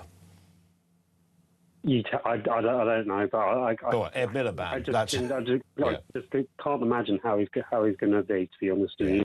There we go. I wouldn't... You were saying about, obviously, how toxic things have got. I mean, I don't like to put blame on people, but what did Keir Starmer do the minute he got into power? The first words he used when Southport happened, literally a month after he got into power, he started shouting far right, and he didn't, and he got into he actually came to the country and actually done a speech shouting far right. Do you think, I've often wondered about that, because obviously he was referring to riots where police officers were being hospitalised because they had bricks thrown at their head. Do you think, I don't know, Rishi Sunak, Boris Johnson would have done the same thing? No, not at all. And the thing is that when Labour were the opposition, you had Angela Rayner calling Tory scum. Scum, yeah. So you're using these emotive words, and it's just carried on. And now we've got mainstream fascists. So now fascist is being used, obviously relating to the Nazis. Now Nazis being used. And the thing is, you've got unhinged people, which are people on the left. I hate to say it, but they do come across as unhinged because they just shout and scream and everything else. And if you're sort of shouting and saying fascist, Nazi and everything, you're going to then take that further, obviously, with situation with reform. And the thing is, there isn't any consistency. If you remember a couple of months ago, Keir Starmer welcomed a literal terrorist. Someone had executed people. Yeah. And but the media stayed quiet. They did not say anything about that. Now, if Boris Johnson done that... Well, it was... Yeah, but it's interesting because what's funny about the place we're in at the moment is that the left, the supporters of Keir Starmer, argue that Keir Starmer and co are getting scrutinised in the way that Boris Johnson and the others never did. So they have the very opposite view to what you've just said, Tristan. Now, that's interesting. Yes, but the difference is as I said to you, is those emotive words that are being used. I mean, reform are looked at as basically the devil incarnate. And now we're in a situation, we've never been in a situation where donations are now being related to security. So now we're actually talking about trying to keep our MPs safe, which that has never been a conversation before. But when reform, I saw some people accusing reform, I think, I don't know if it was Aaron Banks or whoever, accusing reform of using terms like traitors to people. Yeah. Is that emotive? Well, it is, isn't it? It's another emotive word, same as fascist, same as Nazi. These are emotive words, and people react on this. And the thing is, with you said about young Bob, he just wants to talk. He just wants people to talk to him. But the thing is, the minute he tries to talk to people, because he says words or says things that people don't like, they then attack him. Well, unfortunately, poor old young Bob, because there's been so many examples of somebody giving him a smack, it's almost become like a sort of a national sport. The minute you meet young Bob, you're meant to wallop him one, which is a cry shame, because I don't think the guy... I mean, the way he gets up afterwards, I mean, he must have had about 10 grand's worth of kit damaged in all this time, let alone the marks and the bruises as well. It must be a bit scary, but, I mean, it doesn't stop him, and I kind of, I hope he stays safe, because he is playing a game where we know, and we've seen it very, very recently, you get the wrong person, they'll react in a way that isn't quite so, playful. But the thing is that all he's trying to do, same as what Charlie Kirk did, he's just trying to get people to have some sort of dialogue and conversation. But they don't want to have dialogue and conversation. If someone puts out saying about all these media outlets are rubbish, or and then someone says, "Oh, what do you think of The Guardian?" They don't want to answer that. They're like, I'm not talking about the Guardian. I'm talking about the Daily Mail and all the others. I mean, it's young Bob, for God's sake. Have dialogue. It's young Bob, not Oswald Mosley, for goodness. You know, people can't seem to contextualise what they're dealing with here. It's just young Bob. Listen, Tristan, we've got to move. You've been brilliant as ever. Thank you. 0344 499 1000. Very briefly, Dan in Suffolk says, Collins, for me, the rot set in when they let Chelsea supporters on TV to discuss current affairs. Unacceptable. Yeah, totally agree. In fact, I might even report myself to Ofcom for this very situation. Thank you, Dan, for that. 2:30, this is Talk.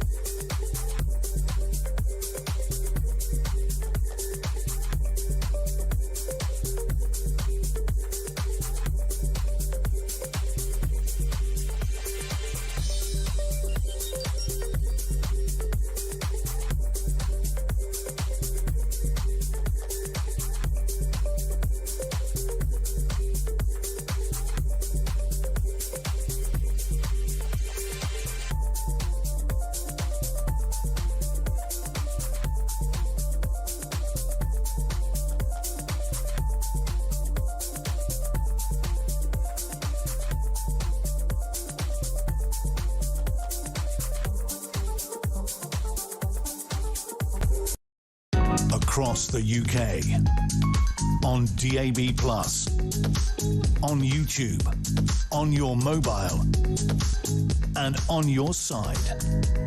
This is Talk. Somebody called Seriously says, Ian, you're becoming such an establishment stooge. Politicians need to realise that despite us telling them not to, they have created this sectarian society. The issues they now face, we've been facing for years. Their roosters are coming home. Well, I don't know how that makes me an establishment stooge. I don't know what I said to create that. I don't even know what one is. But nonetheless, it is an argument you hear, actually, that it's the politicians' fault that have created the division, not us, by opining on certain issues that we feel strongly about, like, obviously, Brexit and stuff such as that, net zero and the like, but particularly Brexit. So, yeah, is it down to politicians? Maybe they haven't helped themselves in so many different ways. So, 6 days, the Home Secretary has, let me move to this story. The Home Secretary's amendment targets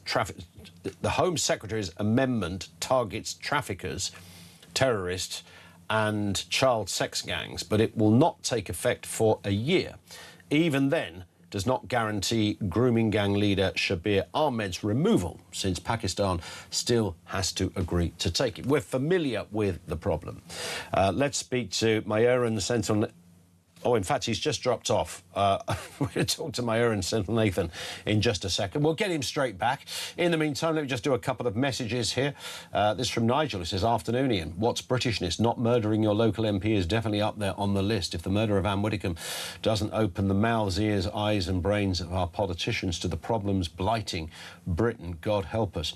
There is another way to look at this as well, and that is the environment that we've been talking about, the toxicity, that mad people have kind of been given access and regular doses of the stuff that annoys them in a way that we never got. I mean, I made the example only yesterday that, you know, people used to wake up not that many years ago, look at a newspaper in the morning while they had a cup of tea and a slice of toast, what's going on, whether you read The Sun, The Mirror, whatever, have a look at the headlines, and then, of course, you disappear and come back. The next news you saw was at 10 o'clock at night when Trevor McDonald gave you the bongs at 10 and told you what was going, and that was kind of it.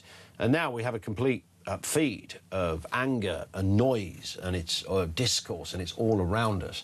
So I wonder whether although Nigel is correct, it's not, you know, the idea that you murder somebody because I think there's an environment there now for people who are inclined in that way, whether we're talking Joe Cox, David Amos, so you've got sort of left-wing, right-wing there.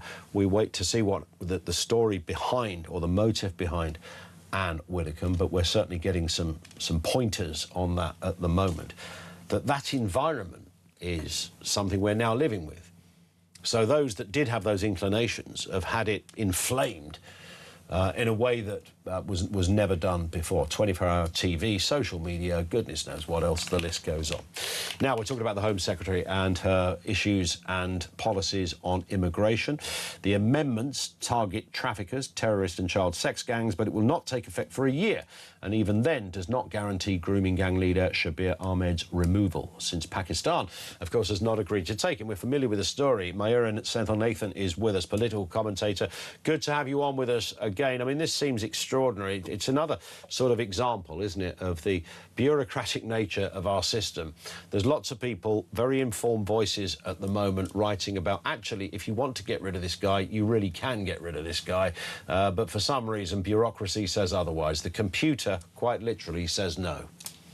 Yeah, look, it's a test of sovereignty, it's a test of the social contract, what's left of it, it's a test of political will, it's a test of whether we can get over our colonial guilt. Now, Britain, we don't really have a military, we barely have an economy, we have the most expensive energy prices, but we do have leverage over Pakistan. I mean, we give them £100 million worth a year in foreign aid, we had 60,000 odd visas, that we give them to student visas, working visas and dependents. And I think it's something like 1% of Pakistan's GDP actually floods over back from Britain to Pakistan. So we need to understand that in a post-Trump world, we have to move from a soft power understanding to a hard power understanding. Now, Shabir Ahmed's come out with these kind of reforms of the 1971 Immigration Act, some amendments to the ECHR application. But I still think if there was an appeal, the Human Rights Act would still play a role, and somehow he'd still stay. I don't think he's going anywhere, personally. It's interesting, isn't it? And it sort of feeds into a wider subject that we've discussed many, many times, and that is the sort of type of politicians and the type of system we have. We are riddled with kind of groupthink. We're riddled with the sort of status quoism of our system. Well, you can't do that. Why not, Permanent Secretary? Well, because we just don't do that. Well, why not start doing it? Let's make a stand. Let's have a different breed of politicians who've grown a pair, who can actually stand up and make something happen. Look, I think this is I think the Labour government exists to exhaust the public mood. That is the reason why they are in government, because I think once they've done net zero, once they've understood that they can't stop the boats, once they've understood that taxing and borrowing is not going to work, the public will eventually wake up to realise that there is only one way of doing things. And look, it's going to require drastic action. So, in my opinion, the Labour government exists to radicalise the public so they are ready and ripe to understand that drastic action needs to be taken, whether that's repealing legislation, stopping the quangocracy, and mass deportations, whatever it is. The Labour government exists to make sure the public understand there is only one route back to saving Britain. Absolutely. And look, whether somebody's a reform supporter or not, I genuinely believe, objectively believe, that Nigel Farage, if he was standing there in the big job now, would not be saying what this current government are saying about this. I think he would be saying what we're saying about this. I genuinely believe he would be. Yeah, I mean, look, if you look at the way he's people say he's running away from the Standards Committee, but I would say, look, he's appealing to the people over the Standards Committee because he understands that fundamentally, Vox Populi, Vox Dei, the voice of the people is the voice of God. And I think you need someone who has the ability to say, look, I understand there's parliamentary rules, I understand there's parliamentary etiquette and there's committees and so on, but fundamentally, I'm going to go back to basics and back to common sense, and I'm going to be completely driven by outcomes, and I don't care what's in my way, I'm going to bulldoze my way through it. And I don't think Shabir Mahmood has that attitude. Certainly Andy Burnham doesn't. I'm worried. I don't think the Conservative Party don't have that attitude because they are people of the establishment. They're wedded to this system and the protocols of how it works. Absolutely bang on. Listen, great to get your views as ever. Thank you for joining us. Mayuran Senthilnathan, political commentator, and absolute common sense point on that. It really does come down to that. You could hate the bones of Nigel Farage, but on a case such as this, I believe a government run by him or someone of that if you like, type of politics, just to put it loosely, would stand up and go, no, I'm not putting up with this. I'm literally not putting up with this. We will not have this. We'll go back to Pakistan and say, OK, if you don't take this guy, this is going to happen. It'll be visas, it'll be foreign aid, it'll be something. We'll just make it happen. End of. That's it. They will then take this guy. They will then take this bloke. He'll be on a plane by about 6 o'clock this evening, if that were the case. But we don't have that political will because everybody is running by this same... I mean, I wonder how many meetings on this one Shabir Ahmed there have been in the Home Office. And you can imagine, I mean, people with good intentions and some really talented people, I don't dispute that. But it is the computer said no mentality. They are literally looking at this going, well, the rules don't allow for this, I'm afraid. To put the rules in the bin on this case, because there is another way, a legal way around this, and that's that you simply say to Pakistan, well, OK, if you're not going to take him, don't worry, good luck. We are just, by the way, recalibrating some of our arrangements with you. And watch what happens. Daniel's in Epsom. Daniel, what have you got for us? Good afternoon. Yeah, Ian, I couldn't agree more. If we had a reform government and people that actually believed in the British people and were less concerned about everyone else's human rights and they wanted to put the British people's human rights first, I think that's what any sensible country would do. And I also think that Ann Widdecombe's death is just atrociously bad and like unacceptable, but she's one of many.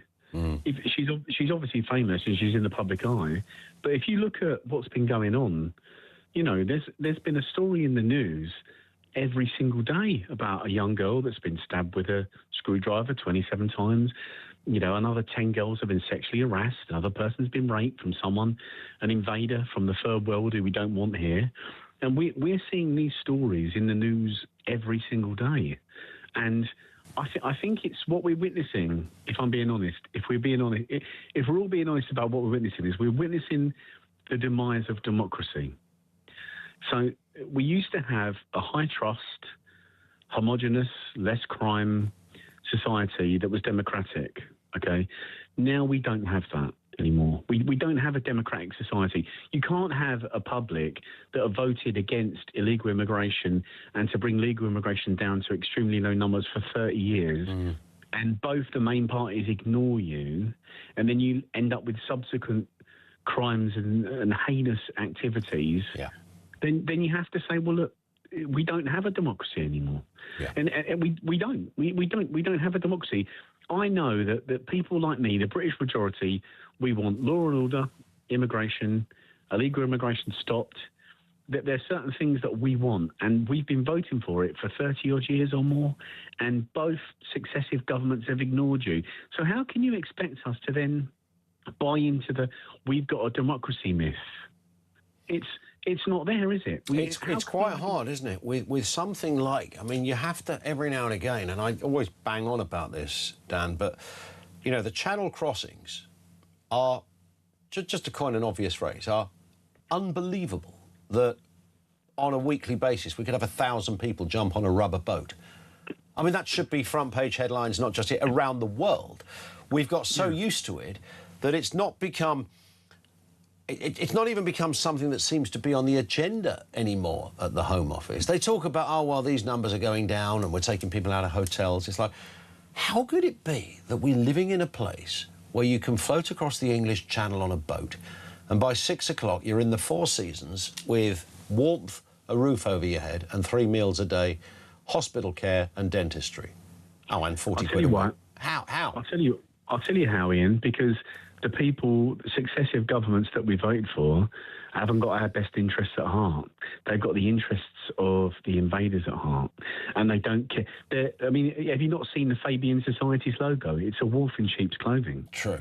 I mean, how more obvious can you get?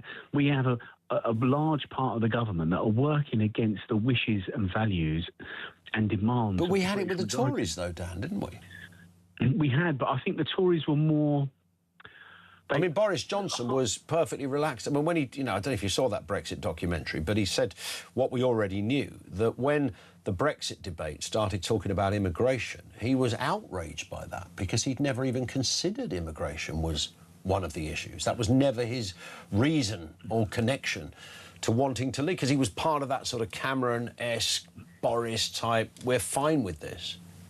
Yeah, but I think what's happened is 27 years ago, in 1997, when Labour got in, this country was a very different place. It was much more homogenous.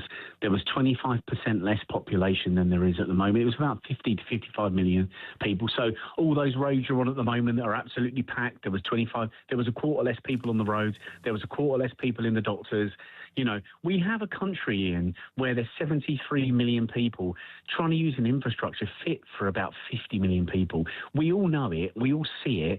Nothing's really come on since 1997. And successive governments since that point have put the British majority last.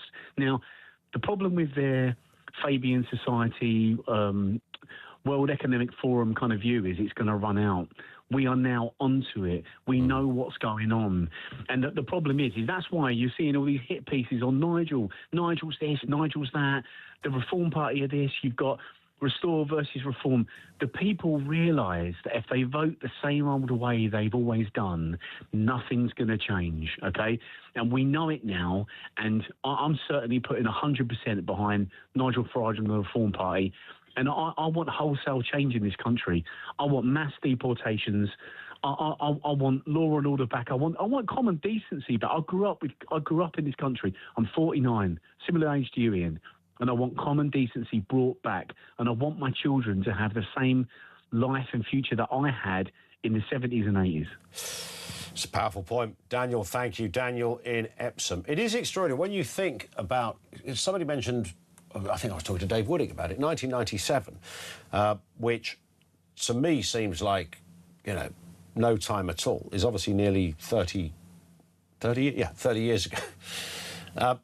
But he's right. And the official figures are that we have a population that's 20% larger than it was in 1997. Now, I don't know what the normal growth rate is meant to be of a population, what you would expect a Western first world democracy to increase by on an annual basis. So obviously there's, you know, domestically people have babies, although we're having fewer of those, so there's naturally an increase. But 20% in 30 years just seems a lot to me, right? Which bears out the point that Dan was making, regardless of what you think of immigration.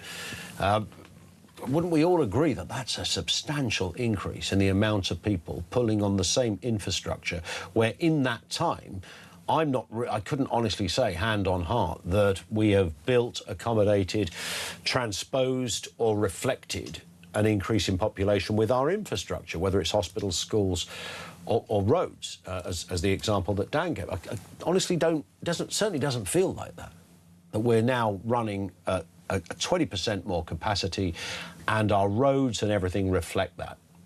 I'm not seeing that either. Thank you to Daniel. 0344 499 1000. This is Talk.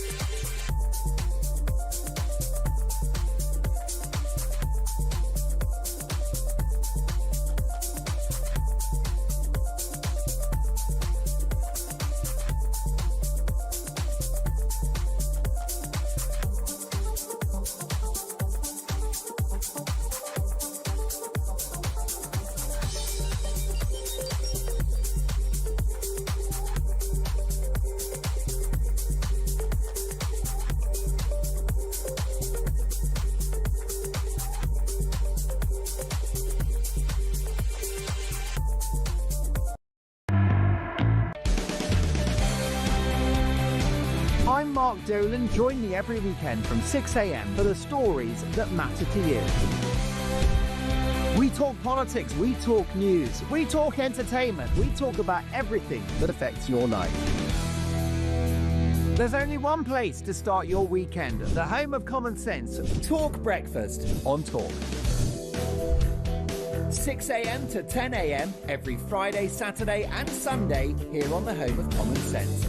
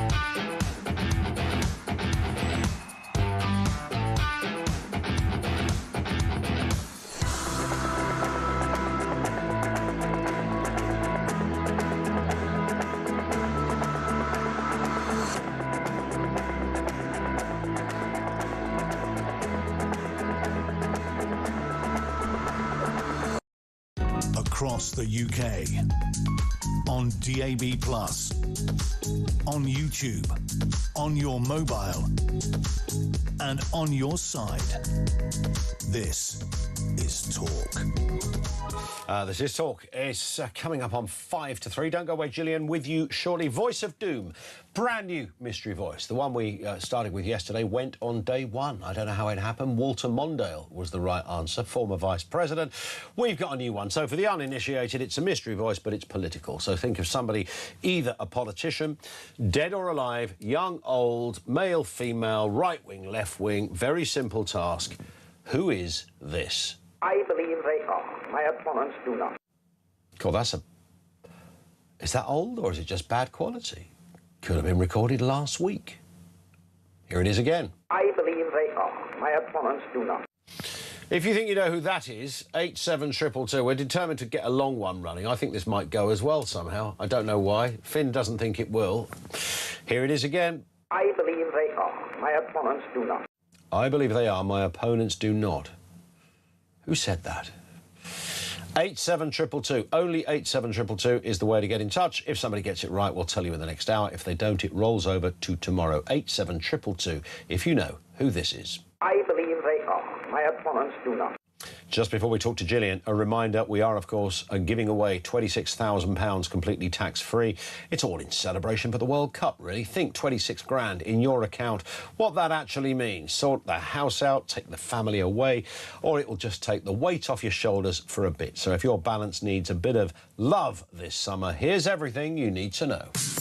For your chance to win, visit talk.tv/win or text TALK to 83338 by 6 p.m. on the 20th of July 2026. Texts cost £2.50 plus your standard network rate. Or send your name and number by post to Comp 1, PO Box 3190, Colchester CO2 8GP. To arrive by midnight on the 23rd of July 2026. 18 plus, UK residents only. So for your chance to win, text TALK to 83338 now. This is a network promotion. Full T's and C's at talk.tv/win. Yeah. 26k could be yours. You know what to do. Gillian is in York. Back to politics and toxicity. Gillian, good afternoon to you. Good afternoon, Ian. Hope you're well. Very well. What are you thinking? I am thinking life is starting to get a bit scary, isn't it? Here's my take on this one, Ian. Love the question. I think this all started to change when the minority started shouting the loudest. Because I can remember about 10 years ago, I thought, you know what, if you shout loud enough, you start to get heard. And I think we then went into an era, and we're still in it, of feelings matter more than facts. Yes. Facts don't matter anymore, feelings do. And that's when politicians became people-pleasing. Yeah. If you look at the Dear Great Anne, you've got Tony Benn controversial there. He was very controversial. You've got the old ones, Ian Duncan Smith, all the old politicians. Yeah. They had conviction and they held on to it. And yes, they would change the way they looked at something. They could change and look at it from a different angle. These days, and they had many different views on quite a lot of things. Yeah, indeed. These days, the politicians seem to be focused on one thing and one thing alone. But they're not governing. Yeah. It's they just... want to be everyone's friend. Do you know, every now and again, and this will continue to happen, I suppose, I still can't believe that Ann Widdecombe has been murdered. Oh, don't. I find it... this time last week, it would have been just unthinkable that something like this could happen. But I heard the interview, and I was like, "What are they on about?" But you know, Ian, on that, I can't get out of my head. I'm like, was she dead when he left her? Yeah, and I would be lying, Gillian, if the same rather grim thought hadn't gone through my head too. It's so upsetting and disturbing. But what I find, you know, if this is, and of course, we're yet to find out the details, but if this is connected to the subject we're talking about, toxicity in politics, I would confidently argue that whilst Ann Widdecombe had some opinions that not everybody agreed with, gay rights, that kind of thing, a few other issues, that she was perhaps not on the same page as other members of her former party, the Conservatives, I wouldn't say she was the loudest voice in the country. I wouldn't say she was... She appeared on with us. She sometimes did the Jeremy Vine show and a couple of others. But she was... I mean, there are many more prolific and agitating voices out there than Ann Widdecombe. But there absolutely are. But the thing with people, somebody said it. I think it was yesterday. Actually, no, it might have been Anne herself that said, no, it wasn't. Sorry, it was a teacher at the weekend that said, you're not taught how to debate in schools anymore. And I'm wondering if this goes right back to school, where the teachers are saying, instead of saying, this is how it happened, now, what do you think about that? Do you agree? The teachers are now giving their opinions as the fact. Well, you're not the first to mention it, Gillian, that there is perhaps a correlation between how we're educating and how we have done for maybe 25 years, 30 years or more in this country, which would give us the adults of today who went through that sort of what some might say is indoctrination. Listen, Gillian, I have to move because the news is coming on. It's a great call as well. Thank you, Gillian in York. Toxicity in politics. We've examined this subject a couple of times, probably over the last year. We've maybe 2 or 3 times looked at that issue, but it has a newfound resonance given recent circumstances. 0344 499 1000. Back with more from you in a couple of moments. It's 3 o'clock. This is Talk.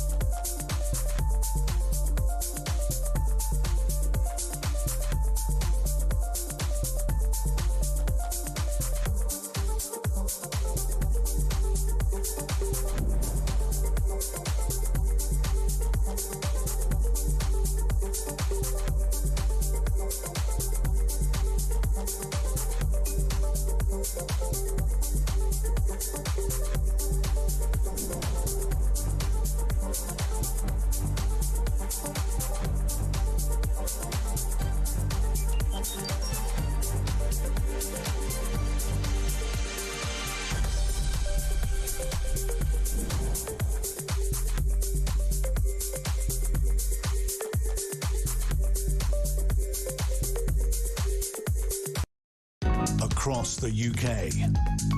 On DAB+, on YouTube, on your mobile, and on your side.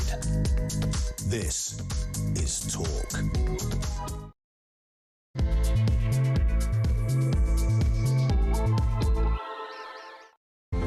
Good afternoon. Welcome back. Home of Common Sense. So much to get through. We are looking at the question of when did politics get so toxic. We know the rather curious twist in the investigation into Ann Widdecombe's murder now being treated as an act of terrorism. Counter-terrorism police confirming political ideology could, and they do emphasise, could be a factor in her death. But it's a very different position from the one we were given at the weekend, an extraordinary U-turn. It does throw out the question that we've been discussing about safety of politicians, security around public figures, and in particularly the toxicity of discourse in this country.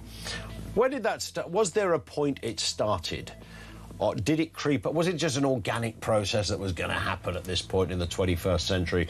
Your thoughts on that. Also, Andy Burnham vowing to stay accountable to his own backbenchers, promising to lead from the front and remain visible and accessible as Prime Minister. This was his first address to Labour MPs this morning ahead of taking power on Monday. Monday, we get a brand new, shiny Prime Minister. What about that? And former Radio 2 presenter Scott Mills has been revealed as the BBC's highest earner. 750,000 quid he was getting paid. The corporation's chairman has also admitted in a report that a string of broadcasting blunders at Glastonbury and the BAFTAs are damaging trust in the BBC as a public institution. Throw in Panorama as well. Still the most confusing thing I've seen in all my years working in this job. Lots to get through. Let's do some comment from you. This was an interesting one that came in from Norma on social media, who said the toxicity started on the run-up to the Scottish referendum, so not before Brexit, in 2014 and has never stopped. The SNP and Nicola Sturgeon encouraged it, especially against the Tories. Brexit then made it worse. You cannot discuss politics in Scotland anymore. It is so divisive. Yeah, I get that. I can totally understand that. There was a lot of that, wasn't there? What I always thought, and I would maintain this thought whether it was coming from Scotland, England, Northern Ireland or Wales, the idea of going autonomous. We're a country the size of a flipping postage stamp. We've got 4 parliaments, 4 different leaders, 4 administrators. I mean, it's utterly ridiculous anyway. The idea that you break away from that and do your own thing. Really? Where do you want to go next? The independent county of Kent? It's quite a nice idea. Passport to Pimlico, all that. Maybe it is. Now, Ann Widdecombe's killing is now being treated as potentially politically motivated. Counter-terrorism police fully in charge now of that investigation. That, of course, is a turn of events from how it originally began.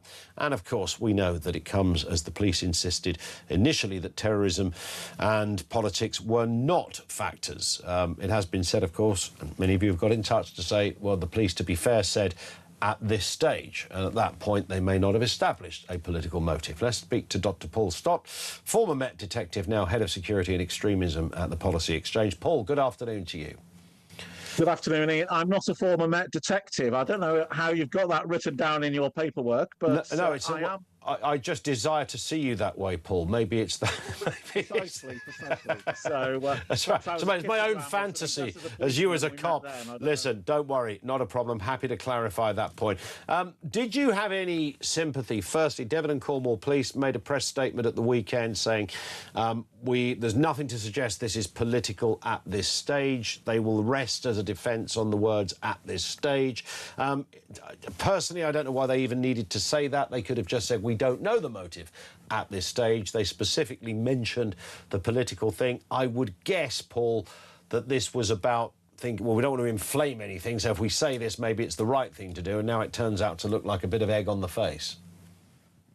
Well, I think it's a very inexact science here, Ian, isn't it? But really the best line, and indeed perhaps the most appropriate line, is always to say, you know, investigations are ongoing. We keep an open mind until a particular line of inquiry is established. And of course, the fact is, until somebody's been arrested, until all their devices have been examined thoroughly, and indeed somebody's potentially been charged, that they're obviously not going to have more than rough ideas in their minds. Obviously, you do have somebody here who was killed. He was a high-profile politician for decades. But there's also the slightly emotional angle that I'm not sure many of us could quite. We seem to have just lost you at that point, Paul. We are going to try and get you back on. I think there's been a bit of iffiness going on with the line. We will try to get you back. Oh, he's back. You're right back, Paul. You were in mid-flow then. It was only a second ago. Do continue, sir.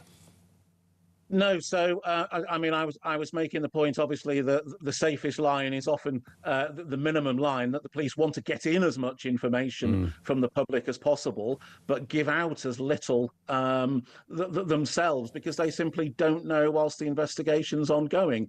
So really, that would be, I would have thought, the best route to pursue, and perhaps somewhere along the lines this time that got mangled. Yeah, maybe, perhaps it was that. It was interesting that initially counter-terrorism police were involved, and that was often seen by some people as merely a let's get as many bodies as we can on this case, and that might have been the case, but then it was sort of swiftly taken over, and I would suggest, and I think anybody could work this out, that would only happen clearly if, I mean, they said new information came to light. That must have been substantial.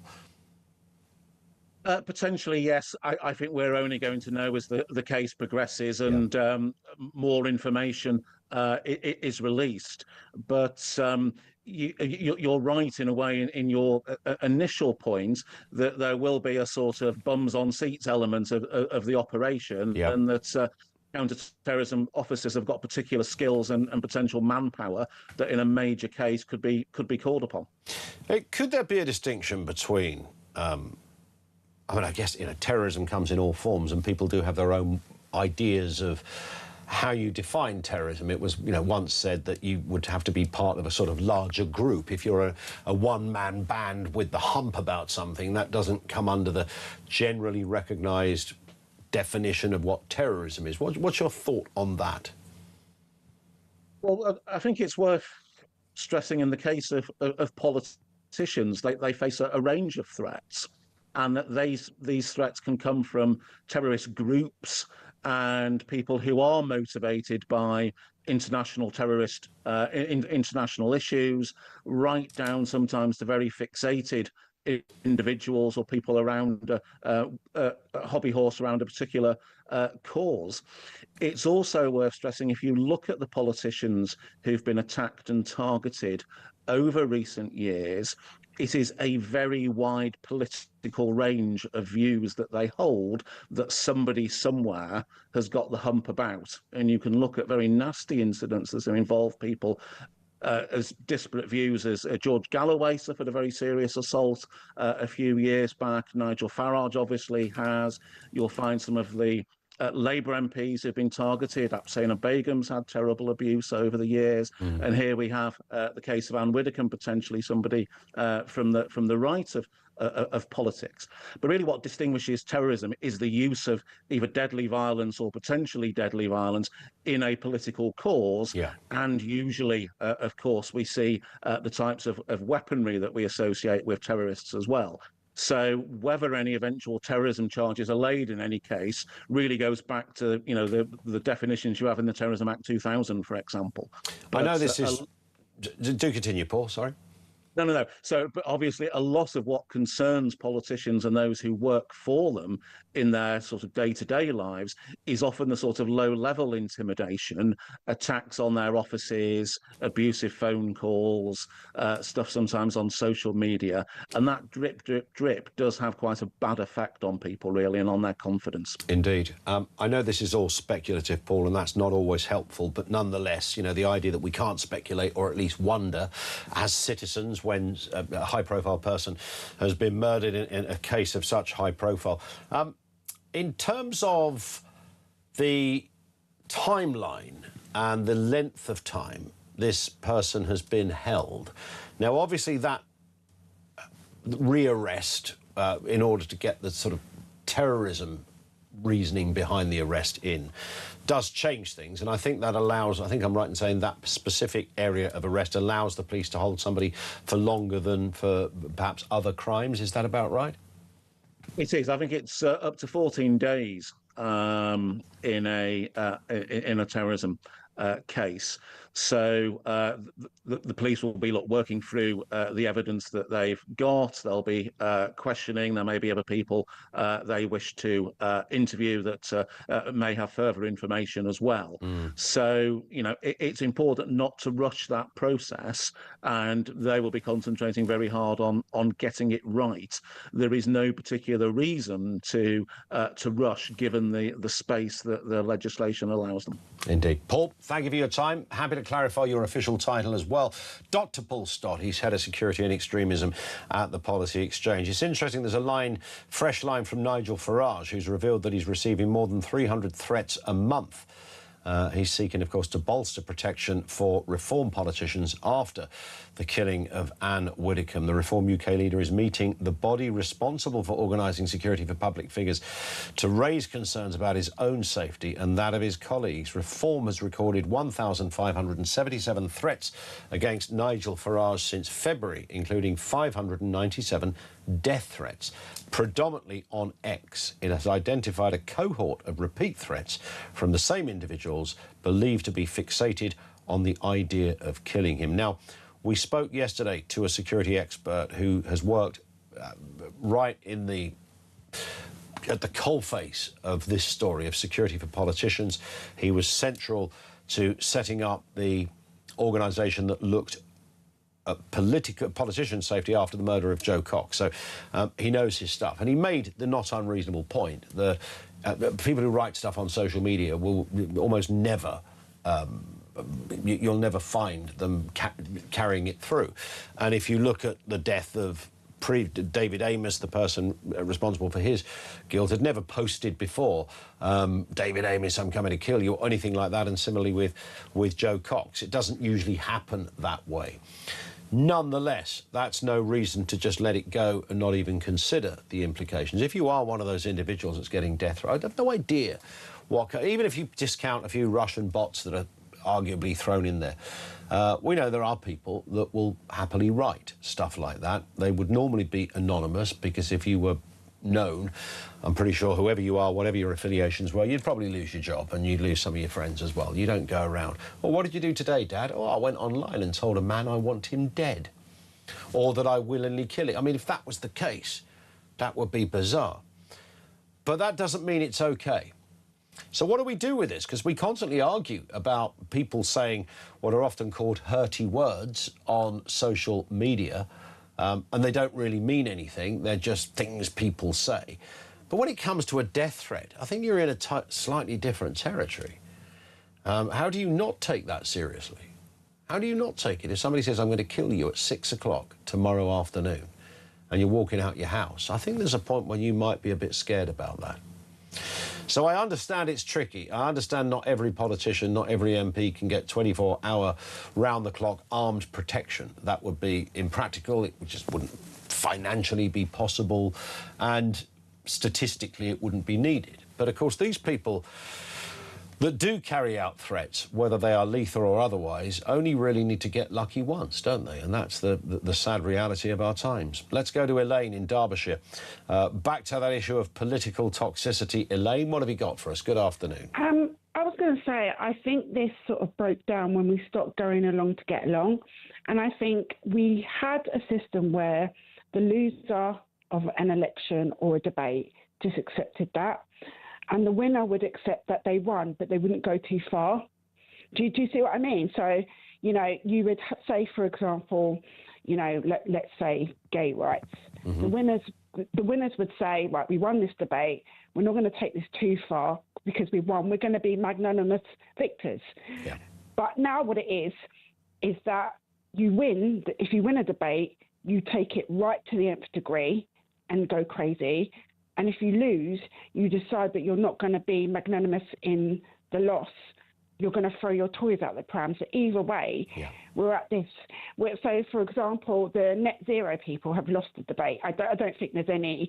They've just lost the debate. So they decided They're going to chain themselves to the road. They're going to stop ambulances going. They're going to throw their toys out the pram. They're going to do that. And you can't do those things. And even with the immigration debate, we can't be at a point where we've won. I think everybody agrees that something needs to be done. We don't need to be burning people's houses down in Northern Ireland. Do you know what I mean? And I think even with Brexit, they lost, but they just could. Even now, Ian, anything that happens, even if the interest rate went up 1.2%, it'd be because of Brexit. Of course. If you got the flu tomorrow, it'd be because Brexit happened. Yeah.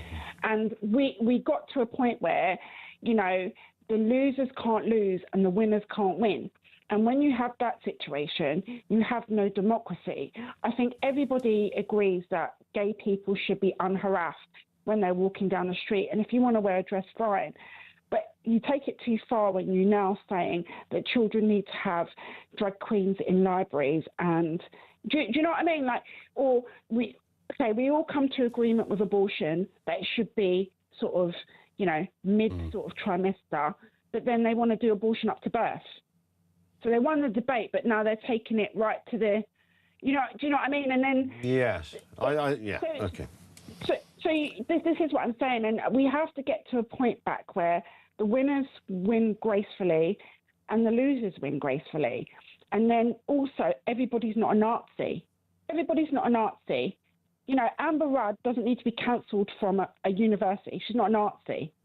You know, Nigel Farage is not the devil incarnate. He's just a guy who wants controls on immigration. Yeah. And this is a problem. It is more than a problem. But you've also introduced another issue, the gender debate, which is also incredibly toxic and divisive, and people lose their minds over as well, and have very, very forthright, evangelical, often incredibly dangerous people involved in it. And that really is down. I mean, the whole left-wing extremism thing. I don't think any. I mean, again, it's not really. It never was a transgender issue. Transgenderism is, you know, not exactly something that was invented a couple of years ago, and it was never. I say this quite often, Elaine. Never anything we discussed on the radio in all the years I've done this job never came up as a subject, not once, till about 4 or 5 years ago. But it didn't come up because of people who are transgender. It came up because people who are gender evangelists, who say there's 120 genders, and, you know, a bloke that actually just wants to dress like a woman because he likes wearing frilly knickers. You know, we moved into that territory. Listen, Elaine, I have to move. You've been brilliant. Thank you very much indeed for that. 0344 499 1000. More coming up from you in a couple of moments' time. 3:20. This is Talk.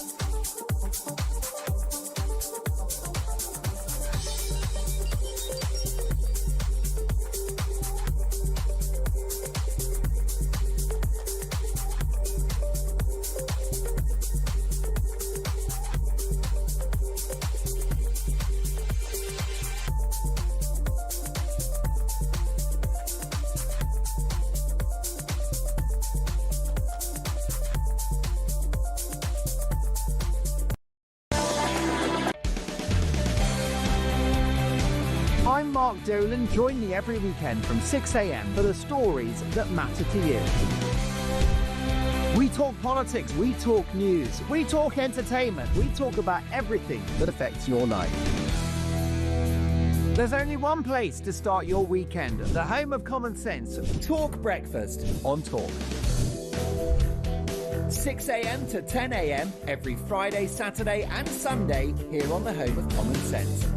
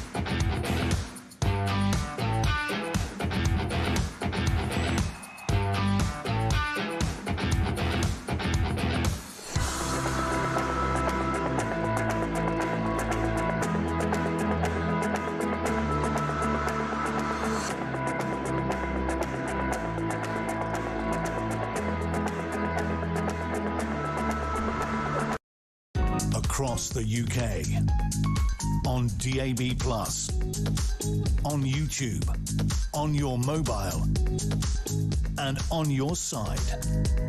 This is Talk. It is indeed Talk. 0344 499 1000. Should we do the voice of doom to find out if we've got a winner? Let's hear the voice again. Here it is. I believe they are. My opponents do not. OK, I mean, it was clearly an old one. These are some of the guesses. Enoch Powell, Pauline Fowler. Get out of here. Clement Attlee, no. Mahatma Gandhi, no. Winston Churchill, Neville Chamberlain, Alex Douglas Hume, Mary Whitehouse, Kate Hoey, William E. Gladstone. So I thought it was William Gladstone. It actually was... Because we got a winner, by the way. We've got a winner. Sass in Cheshire, Ian in Chelmsford, Dave in London, the first three. So many people got this right. And I'll explain why I think that is in just a second. The answer was Theodore Roosevelt, who was the 26th President of the United States. That little clip, can we hear it again, Amy? I believe they are. My opponents do not. That was recorded in 1912. So that's 114 years old. That actually blows my mind. I don't think I'm on my own for having the mind blown by that. That's 114 years old. Mind you, to be fair, it does sound pretty bloody dated, doesn't it? It's a bit... Theodore... I didn't notice that. It sounds like a Brit, doesn't it? Let's hear it again. I believe they are. My opponents do not. It's that word opponents, it goes a bit my opponents. Yeah. Theodore Roosevelt was the right answer. 26th President of the United States. And there it is. Well done. I think the reason why we think lots of people got it right is because apparently his the line he comes out with it is very, very Googleable. It was quite a famous line, apparently. I didn't know that. But it was. We'll have a brand new one tomorrow. None of this is my fault, by the way. This was picked by Finn, OK? Finn came up with this. Amy... It was Finn's worst one yet. Amy, our own Amy, she picked the voice and picked the section of the voice. Oh, no, that bit was me. Which I don't normally... I've never got involved in which bit we pick. I thought, I'll pick that. Sounds a bit random. It was actually because the broadcast of the fuller speech was quite crackly behind the... You know, obviously, given the date that it was recorded, and that was the clearest bit. What have we got going on? Let's go to Gary in Sevenoaks. Gary, what have you got for us? Good afternoon to you. Hello, Ian. Hi. Good to see you keeping the flame burning for common sense. Giving it a go. Giving it a go. Fire away. I'm sure you're aware of topics going on at the moment to notice that there's a World Cup happening. Didn't know that. You didn't know that? It's the one we win on Sunday, isn't it? Yeah, something's going on Sunday, yeah, and then tomorrow night, actually, as well. But yeah, well, that's the easy bit. it dovetails into my point because I can remember sitting around the television with my family at the age of about 10 in 1978, watching Scotland play Brazil and Peru and cheering them on. Yep. As we did with Northern Ireland when Jerry Armstrong scored a winner against Spain. We just saw all of these home nation countries as pretty much one and the same. We were English, but we cheered them on like no other. And it was us against Johnny Foreigner, really, at that stage. You know, and in the intermittent years, I can turn on YouTube now and see a Scottish bloke doing a bit to camera, walking along the street, absolutely slating the English and calling us knuckle draggers, scum and that, and you think, how has that changed in the intervening years?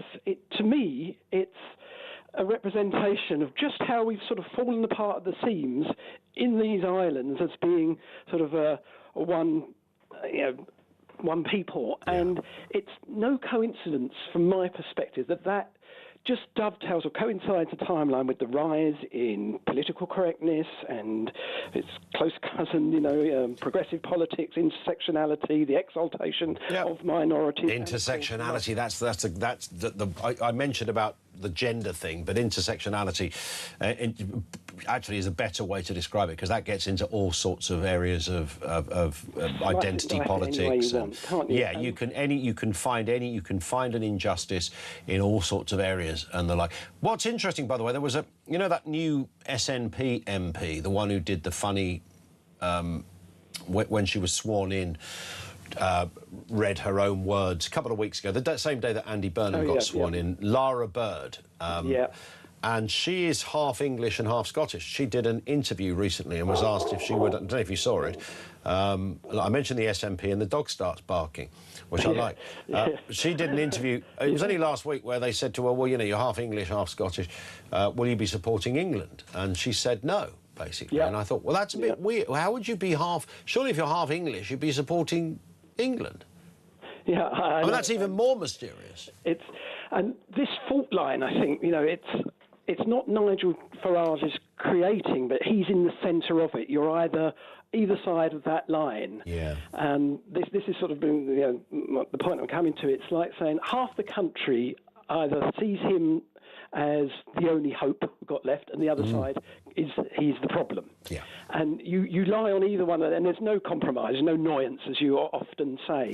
And I just think, can you imagine, after we had the Brexit vote, no one took that, the losing side, let's say, took that lightly, did it? It was an absolute... Can you imagine the day that Nigel Farage wins a general election and, for want of a better expression, the hissy fit that would happen following that by the progressives and that...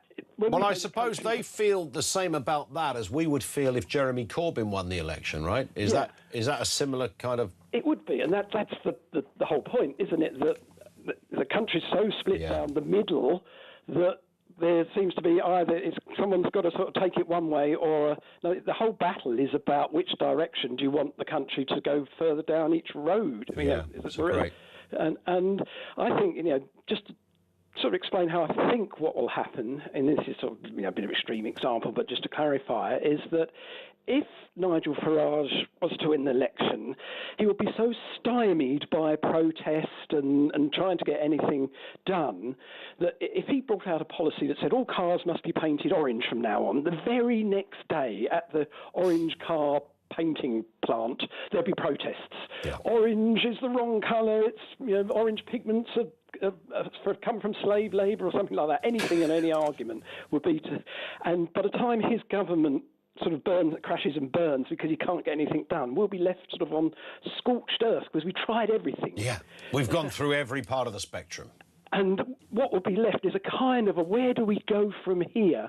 And it just sort of seems to me that that kind of vacuum could be where extremism finds its way in. On either side of the divide, whoever then manages to get their foot in the door first, such that the next party to rule would say, yes, we're going to paint all cars orange, but the day that happens and the protest is at the gates of the factory, that protest is put down before it starts by the state, and you're into a very different land than we were in before. That's the sort of general direction I feel that we're heading. That's right. You painted a very optimistic picture for us there. Gary, you've left me a happier man than when we started. Great call from Gary in Sevenoaks. It disappeared a bit lively then. 0344 499 1000. Thank you, Tim. It is interesting. When I was growing up, it was unthinkable that you wouldn't support Scotland in a match, whether it was, unless they were playing England, of course. I remember an ex-girlfriend, going to an ex-girlfriend's house, and their parents were Scottish, and there was an England-New Zealand rugby match on. And we went round there and everybody, you know, the beers came out and whatever and the crisps. And we're about 10 minutes into this thing. And I thought, I think it was the mum or the dad going, you know, come on, New Zealand. And I remember thinking, why did she say that? Well, it was a bit weird. Did I mishear her? And then, at sort of half-time, I said, do you support New Zealand? Well, yeah, obviously, we're not going to support England, are we? I remember thinking, you're sitting here in £500,000 worth of house. This was then, in beautiful Sevenoaks.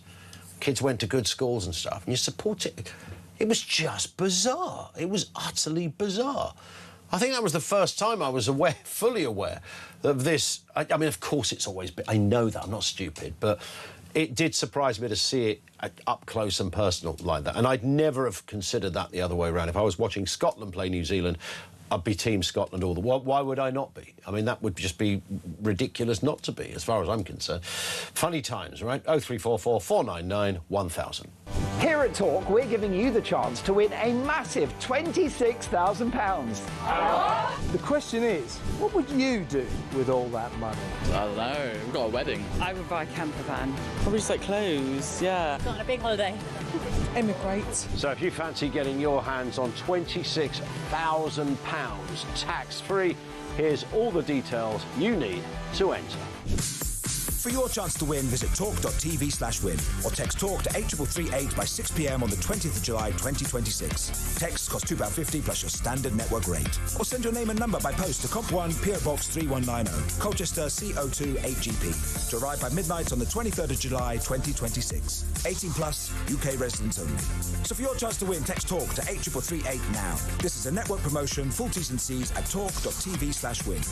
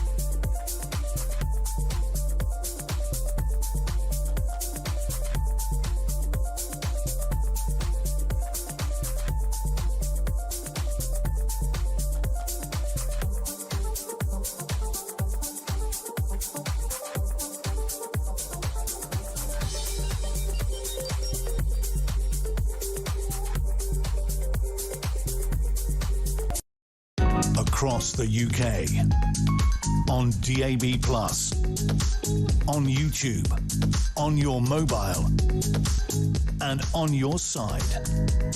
This is Talk. It is Talk. We're going to talk about hose pipes in just a second. This is the bane of my life, by the way. I'll explain why in just a moment. I just want to read this from Anonymous, who says, seems there's a lot of mobile phone or text message detectives who's never been in policing or understand most aspects of the job. You're absolutely right. There's a lot of that going on. I'm an ex-police, ex-military. I'm not saying policing is perfect or that everybody is, no such thing, but there is a lot of good cops out there, and they're constrained by the upper ranks. I went to many jobs and helped many people. One job affects me even today. And these keyboard experts should perhaps apply and see what it actually involves instead of talking like you have any idea of what you're on about. It's a great point. When I went to the Bravery Awards last week, I was outside having a chat to a copper, and he was, you know, how do I describe this politely? No, nicely. He was kind of, you know, very ordinary. It was like talking to a mate in the pub, all right? I didn't think of him in that context as a copper. And it was only when I started to watch the awards, what this guy had done was, and it was a crime where, sadly, a child had died. And he and a colleague had, I mean, what they did in this environment while faced with a man with a, I think it was a machete or a big sword, it was a very high-profile case, was unbelievable, just unbelievable. And I thought, God, isn't that funny when we hear about woke police forces or the police that don't want to do anything. This guy and his colleagues had no idea when they woke up that morning that that's what they were going to be doing. And one of his colleagues was very badly injured, I think with life-changing injuries as well. It was just extraordinary. It was harrowing, but it was bravery, absolute bravery. There was nothing woke about that or any of the other stories I saw. So what is going on here? We are talking, of course, about two-tier Britain water addition. Millions of customers have been under hosepipe bans since Friday, facing a £1,000 fine if they break it. But thousands of households on the Watershore tariff, those claiming benefits with 3 or more kids or a relevant medical condition are completely exempt. Why? Sebastian Charlton is head of programmes and partnerships at the Adam Smith Institute. Sebastian, I come at this as a bloke that only about 8 weeks ago had a brand new lawn laid. And I spent diligently on advice from the guy that laid the lawn. You got to water this bad boy every day. Like, water it like you were filling a swimming pool. A new lawn cannot get enough water. And I watered it, and boy, was I the only house on the block that looked like it had been laid by the people that mow Lord's cricket ground. It was a beauty. It stood out amazingly. Today, sadly, because South East Water imposed their ban a few weeks ago, it looks like the sort of terrain that David Attenborough would make a documentary about, expecting a rather troublesome rare mole to pop out of the ground. It's a flipping desert, that lawn. I've lost the battle with my verdant land, but nonetheless, I'm not alone. If I was unemployed and on benefits, I could still keep watering it, apparently. Yeah, it's completely ridiculous, and I'd say I'm in a similar position with my house plants that have completely wilted. Although that's not the fault of the hosepipe ban, that's my neglect. Yeah. But no, the ban on hosepipes is completely ridiculous, and it is a complete example of two-tier Britain when it comes to welfare. If you're a family with 3 kids and you work and you pay your taxes like anyone else, you are banned from using your hosepipe. If that same family is in exactly the same position, same 3 kids, you know, same age, all of this, but their parents are on benefits, they are entitled to break the hosepipe ban. So there's absolutely no justification that I can see that should exist. And then you have people who have maybe medical reasons why they might need more water. And there is justification for exempting them from the hosepipe ban. But actually what we've seen is Keir Starmer, in an attempt to cut red tape, has said that you can now apply for this Watershore scheme without a doctor's note. So, I mean, I don't really see how that's cutting. What is the... I mean, even... I don't know, what sort of disability would you have to have where you where you were made better or your position was alleviated by being able to use your hosepipe? I also struggle to think of one. But like perhaps there are, you know, who knows? I'm not an expert on the details, and I'm sure there are a few people that maybe need that. Although I am struggling there. Yeah. But I think what the scandal is the eligibility for that benefit, as with so many others, as with Motability, for instance, has completely fallen off a cliff. You don't need a doctor's note for it, so you can just kind of come up with some spurious reason. You get Watershore, which also means your bills are cheaper than they should be, and now you can break the hosepipe ban. You can have the lovely verdant green emerald lawn, whilst all your neighbours shrivel away. So it's completely unfair, and it's an example yet again of this two nations in Britain: people who work and contribute being treated worse than those who don't. Well, you see, the situation I'm in now, because my lawn is giving me the heebie-jeebies, frankly. You know, it's like it was a beautiful work in progress, Sebastian. I was so proud of it, because I thought, when the guy laid it and he said, you've got to water this every day for 28 days initially. And by that stage, we hadn't had the first heat wave, or we might have just had the first heat wave. But it was, he said, and then, of course, you need to keep going. And I thought, well, there's been no rain, so I'll keep going. And I was there every day, and boy, did I do this properly. I had a sprinkler, but I also did manual as well. I made sure this thing, I love this lawn like it was one of my own children, Sebastian. That's how much I was engaged in this. I've never, if it became a passion, it became almost a weird addiction. And I'd look out the window, because that was the perfect view from the bedroom window, to look down at this amazing lawn that is partly my creation. And to have that removed from me has given me some psychological jip.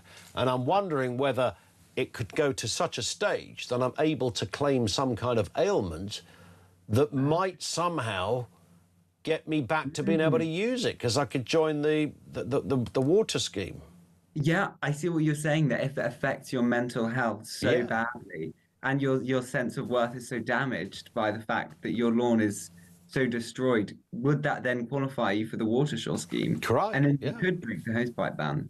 Yeah, I can see the logic there. Well, I mean, if I need sort of support in this, maybe, Sebastian, you could come with me to the hearing as somebody who's testament to my disposition. You can say, well, you know, I've spoken to Ian on the radio a couple of times. He used to be really buoyant, and now he's a shadow of his former self. I just need someone to say that, and then maybe I'll get on the water scheme. You won't need a doctor's note, so I don't need a doctor's note. What a bizarre story. Sebastian, thank you for joining us. Appreciate that. Sebastian Charlton, he's Head of Programmes and Partnership at the Adam Smith Institute. Can anybody, I'm not taking the P when I say this, is there a logical reason why somebody who is either... What sort of medical condition would require you to need the use of a hosepipe? Right, OK, Faith. Oh, I see. It's official. We've got an answer to this one, isn't it? Faith says arthritis, because you can't carry a bucket. Yeah, but really? There wouldn't just be arthritis, would it? It'd be all sorts of back issues. What did you say, Finn? Oh, I thought he said Chinese. He said dry knees. Yes, Chinese people are exempt from this, by the way. They can water their... Don't take that as gospel, by the way. I don't want to get you fined. Dry knees, apparently, is another one. But, I mean, it's not obviously an imperative, is it? There's no one would say you need... I mean, my lawn does look pretty miserable, and I am very, very grumpy about it. And it only came in, what, was it 2 Fridays ago or a week last Friday? And it's been so hot. The damage is absolutely brutal. And it was a beauty. I was going to dig it and take it to the Chelsea Flower Show next year. I thought Titchmarsh, Monty Don will look at that and they go, man, we can't match that for his gardening skills. Look what he's done. He's produced, it's like almost someone's painted it. It's so good. And now it's manky. I'm like the neighbour you wouldn't want to move next door to, because you go, he doesn't keep up his garden, does he? You can tell I've got the hump about this. 0344 499 1000. I should tell you, by the way, in the wake of Ann Widdecombe's death, we are awaiting an update from the head of counter-terrorism policing. This is Assistant Commissioner Lawrence Taylor. We'll bring you that live when it happens. It's likely to be, I would guess, given it's 4:45, it's probably going to be in Kevin's show. So stand by for that, an update from Commissioner Lawrence Taylor from the Counter-Terrorism Policing Unit. An update on the Ann Widdecombe investigation. We'll wait to see what he has to say. You're listening to Talk. We'll go back to more of your calls, comments in just a couple of moments' time. Right now, it's 4:45.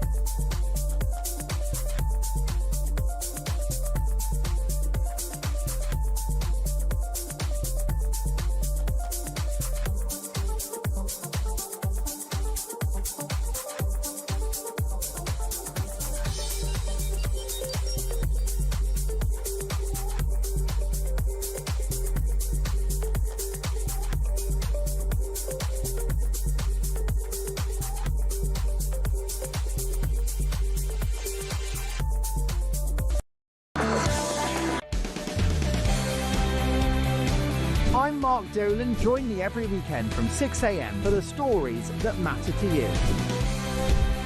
We talk politics, we talk news, we talk entertainment, we talk about everything that affects your life. There's only one place to start your weekend, the home of common sense. Talk Breakfast on Talk. 6 a.m. to 10 a.m. every Friday, Saturday and Sunday here on the home of common sense.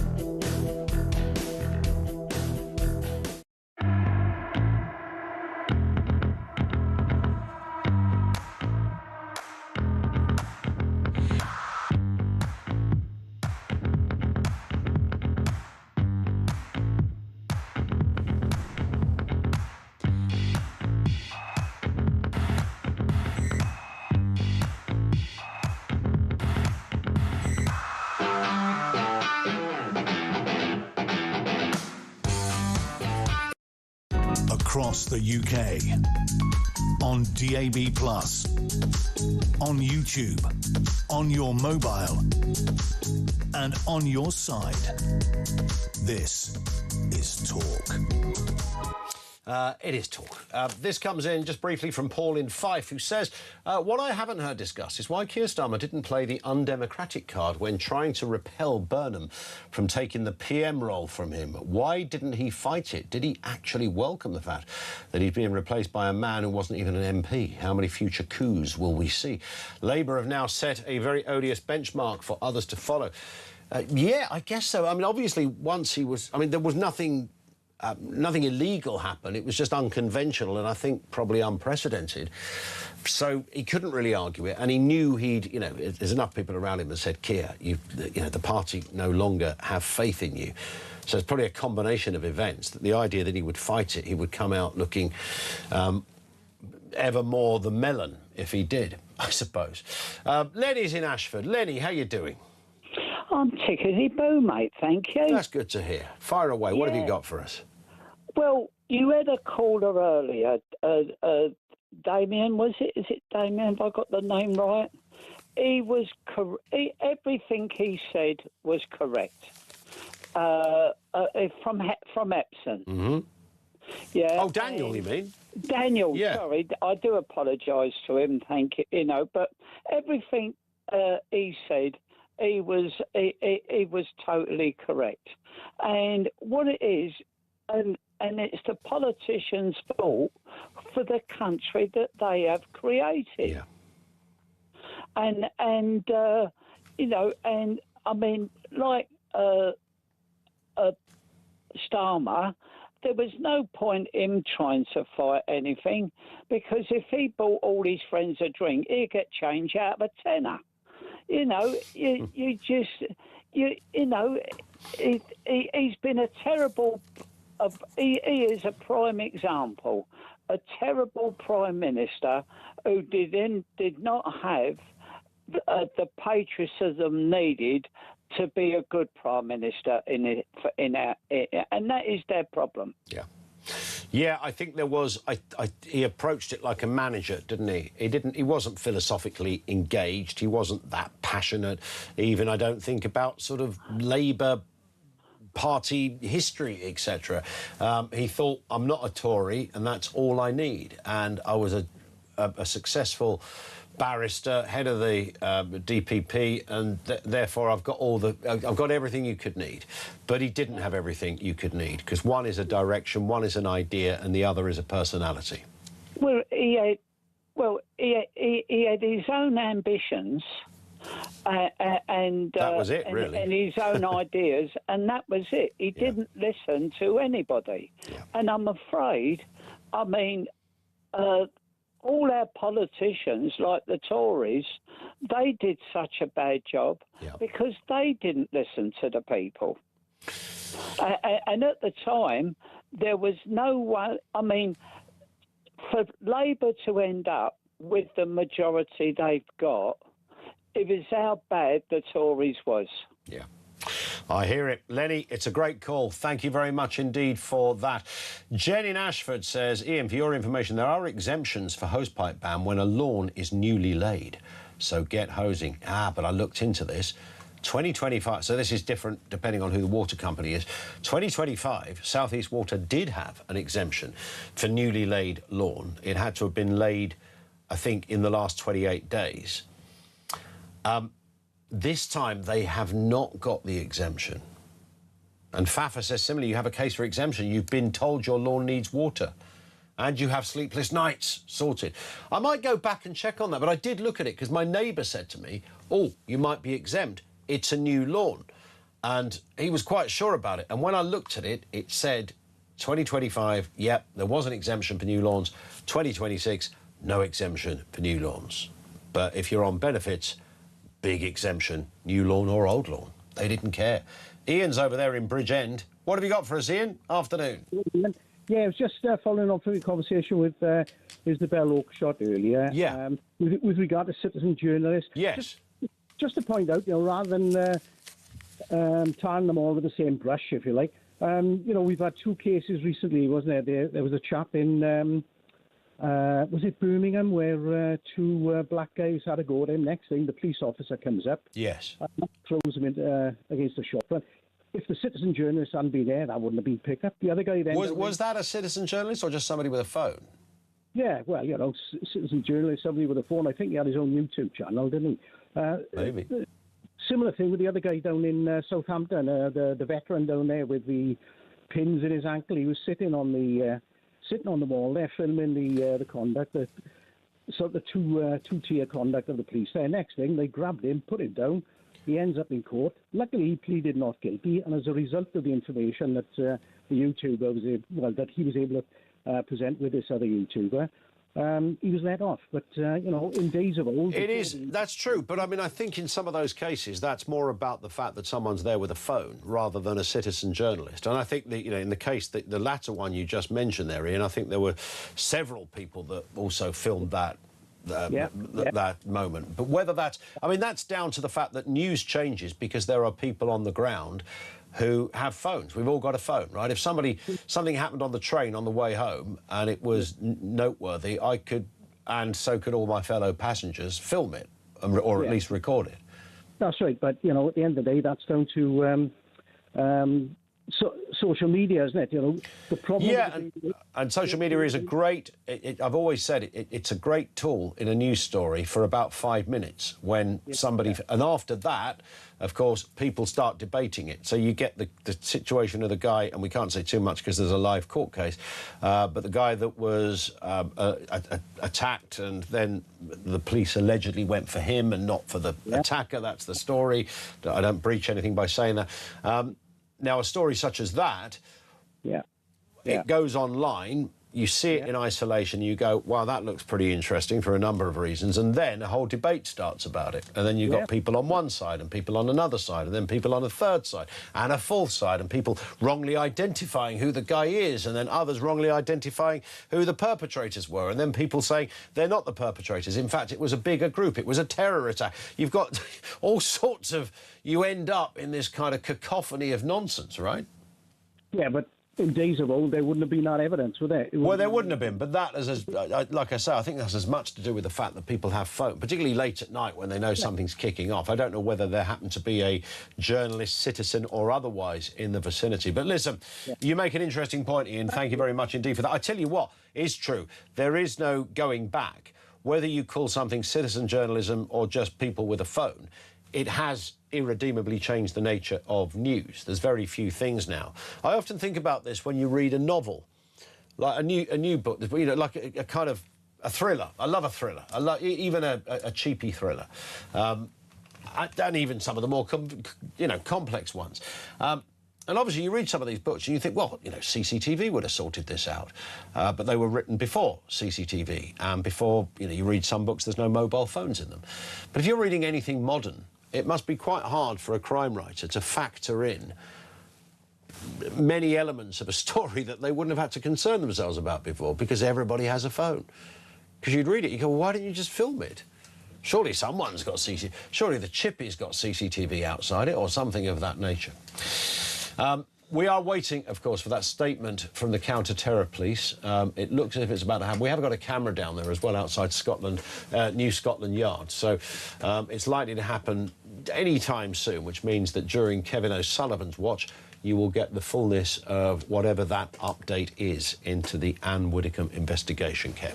Yeah, indeed. We're waiting for that. I mean, we assume it might be a charge, but you can't be certain in these circumstances. We've got Devon and Cornwall Police, the police commissioner down there, appearing on television now, announcing what a fantastic investigation it's been, what a triumph it's been for Devon and Cornwall Police. So these people from, who aren't running from the Keystone Cops there down in the West Country